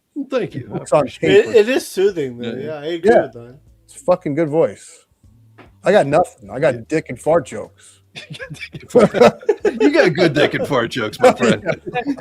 and you have I told you this with backstage, the same thing. You have this inquisitive nature that you do on your show. The Larry Gaines nickname is fucking accurate because it's like you do a fantastic job. You want to pull those answers and out of people. Yeah. It's awesome, man. It's awesome. I have a lot of respect for that. Thank you. And listen, I had a great time tonight. Got a little closer to you guys. And if you want to do this again in a few months, I'm totally down for it. 100%, dude. 100%. Absolutely. That'd be a great Again, time. we don't do politics. We just have fun with toys and talk about toys. That's what it's about for us. So Absolutely. Yep. And video games, apparently. Well, video games are good tonight. And Talon is a gamer. I'm a gamer. Apparently, half the chat was talking about it, and it's still something I'm passionate about. So I appreciate you letting me yap about fucking dopey games for half hour. Dude, have fun with it. We were talking about Twilight. We might have to do like Dude, I'm telling you, we definitely need to do another show because we've got a lot to talk about still. I was we hardly team even vampire. talked about the movies. I was team vampire 100%. Oh, were you? Okay. I watched them all though too. I know. I they're a guilty pleasure. I'm just saying. Those funny that where my Facebook feed has gone from Twilight to politics, and I'm like, Jesus Christ, Dude, it's unfortunate too because it's like it's everywhere, and I fucking hate it. Yeah. And like because again, I really like like the person who was shot recently. I really didn't know who he was like at all. Yeah. And I had to Google it, and then like my wife is into politics, so I talked to her. I was like, "Who's this guy?" Yeah. And she told me. Yeah. And she told me who he was, and I was like, "Oh, okay." Yeah. I was like, "Why is he important?" Like that was because I was like, "I've never heard of him." Yeah, you weren't trying to be offensive. You just like I had no idea, like zero idea. I was like, and here's the sad part, though. In 2 weeks, it'll be something else, and in 2 weeks, it'll be something else, and in 2 weeks, it'll be something else. So I don't get wrapped up in it, man. I just, it's always changing. Always. Oh, something's always going to be shitty, Lou. So I stick to what's good. Exactly. When my pre-orders come early, I don't need this real world shit. Yeah, where's my lifeline figure? That's it, exactly. That's one of my damn figures. Yeah. So, That's it. Toy Games, you want to shout anything out? Monday, I'm on a show called Monday Night Raw with this idiot, this fucking Yojo jerk guy. I don't know. I met this asshole online. And on Thursday, I come back with that same asshole and I do the show again. Okay. Dude, I'll tell you, Jerk's reviews are the best. I don't watch them because I don't watch people that are good at reviewing, like Ninja and Jerk. Anthony's Custom. I stay away from those guys that are good. I watch the other shitheads in their basement with the camera, cell phone, I got you. I got you. Yeah. I got that. Shots fired. Well, we stood by the guys with the shaky cell phone, Yeah, those are my guys. It's a little more dry, Yes. The real. I want to feel like I have some talent with my phone, so I don't watch Jerk and Ninja and Anthony's. Yeah, I don't watch them guys. Yeah. Fair. How about you, Lou? What about me? Oh, Shout out. Hi, you can find me at LucidaBase3 on Instagram. You guys know I play around with a little figure photography, and you'll find me here on Figure Fight Club Tuesday nights, Friday nights with Plastic Journey, and Saturday nights with Talib. That he'll go over all the details on that because he's a better pitch man than I am on that. So, again, Gaines, thanks so much for hanging out with us tonight. Really appreciate it. It's great to get a chance to talk. Yeah, on screen with you, get to know you. Yeah. Always a good time. So that's all with me. Talib, the floor is yours. Oh, I'm a whore. I'm Yes, like he on is. everything that's social media. It's all at Talib1980_collects. Posting news daily. A lot of it's Transformers, third party related. All that stuff gets compiled onto news and review. Tuesday, it drops Tuesday at 1:30 a.m. So you can watch that when you wake up and head to work or whatever. It's a live pre-record. And then 2 reviews a week in my shitty bedroom, not basement, with a shaky tripod. Tuesdays Transformers, Fridays is action figures, and then last thing on my channel is what Lou mentioned earlier. We do Men on Films Friday night, 11 p.m. Super Bowl weekend, so we are going to be ranking the sports movies. So. And then I think there will be like a little pre-segment about favorite trailers that were showed off during the Super Bowl and what we anticipate for this year's Super Bowl trailers. And Gaines, if you ever want to stay up late on a Saturday night with us, you're more than welcome to. Yeah. At around 11. It's all movie related. So I like movies too. I'm a regular old jackass. And then I'm on Figure Fight Club channel as well. For Monday nights, 10:15 p.m. is Decepticast. It's Transformers focused. Join me and Anna. We talk Transformers news. We talk topics. We are reading the Energon universe. We just started a few weeks ago. We are on issue number 2 of Transformers and Void Rivals number 6 this week. So if you want to get in on Energon, come join us. And then Tuesday nights, open mic nights, and Friday nights is Plastic Journey. That's it. Plastic Journey. This is my journey. I have a lot of fun. We've officially titled it. So next Friday is going to be our new VIP. I'll play a video for that. Trading tales and treasures, forever intertwined. From rare gems to customs, every figure's a star. Thanks to you all, we've come so far.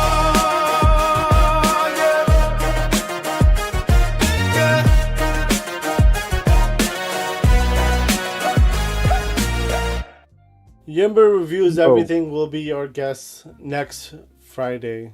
So make sure to tune in for that one. You know, before we head out, I do have one last question for the whole panel. I got one quick thing. I've just remembered. Go ahead, Lou. Apologize. I apologize to Jay. I'm going to be doing a guest with Jay Feasy on Jay Feasy's channel Sunday at 2 p.m. Eastern. That reminds me, I will be on the Forge Sunday at 9:30 p.m. with Anna. Oh shit! That reminds me, I will be at Pete's Hot Dog Sunday morning. Hot dog breakfast. She said at, not on. That reminds me, I'll be at Ish's house tomorrow night, opening the Super cards. Oh, that reminds me. No, go ahead. But before we head out, I have one last question for the entire panel. What's the best set of boobs you have seen, in your opinion, not counting your significant other? In person or on TV? Yeah, TV is fine. TV is fine. Okay, because in person, I'm not naming names. Nice ones. Eva Green, the second 300 movie, the best fuck scene ever. Okay, all right. I love Elvira's tits. I just love the way they look, man. They have looked that good for my whole life. That woman's tits have looked great, and I want to just stick my head right in between them and nuzzle them. Like, yeah. So Elvira, I love the way they look. It could be a push-up bra. I don't care what's going on. I don't want to see how the sausage is made. I love that. Yeah. All right, yeah. Lou. There's just so many. If you had asked me back in what, 87, I would have said Samantha Fox. Okay. Because there was Is it Megan Fox now? Megan Fox now? No, well, I mean, those did look good in Subservient. Sydney. I think if we were talking right now, you throw me right under the bus. Today it's got to be Sydney's Sweetie. Yeah. Sydney Sweetie. Oh yeah, those are magical. Yeah. Euphoria. Watch that. Exactly. Yeah. For me, it's my one and only hall pass I have. So Mia Khalifa. Okay. Yeah, 100%. Again, Yeah. thank you guys. Thank you in the chat. Again, Toy Games, thank you very much. We got to get you back on. This was a lot of fun. Hell yeah. Hell yeah. Or Debbie. Yeah, Debbie is definitely That one of movie those. sucked, by the way, man. That was fucking terrible. Debbie has gone a long way with us, and we talked about Debbie a lot. We introduced Fudge We got customs to Debbie. He did not know what Debbie Does Dallas was. It And, like, it was sucks. this wholesome moment on Scream where he Googled Debbie Does Dallas, and he's like, "Oh, it's a porno." we're all kind of discussing and everything because I threw it up as a joke, Yeah. and then out of nowhere, because he was quiet for a while, and then out of nowhere, yeah, oh, that's a porno. Yeah, Debbie Bunch of the Does best, Dallas. dude. Again, Gaines, thank you very much for joining us. It was a lot of fun. Yeah, we got to have you back on. This was fun. We got to do a part Absolutely. 2. Chat, thank you guys very much. And again, Talib Blue, thank you guys. And we'll see you tomorrow night on Talib's show, Men on Films. But if you're a member, stay tuned for the after show. Give us about 15 minutes. We'll come back. We're doing a giveaway. So stay tuned. Peace out. Good night. Acknowledge me.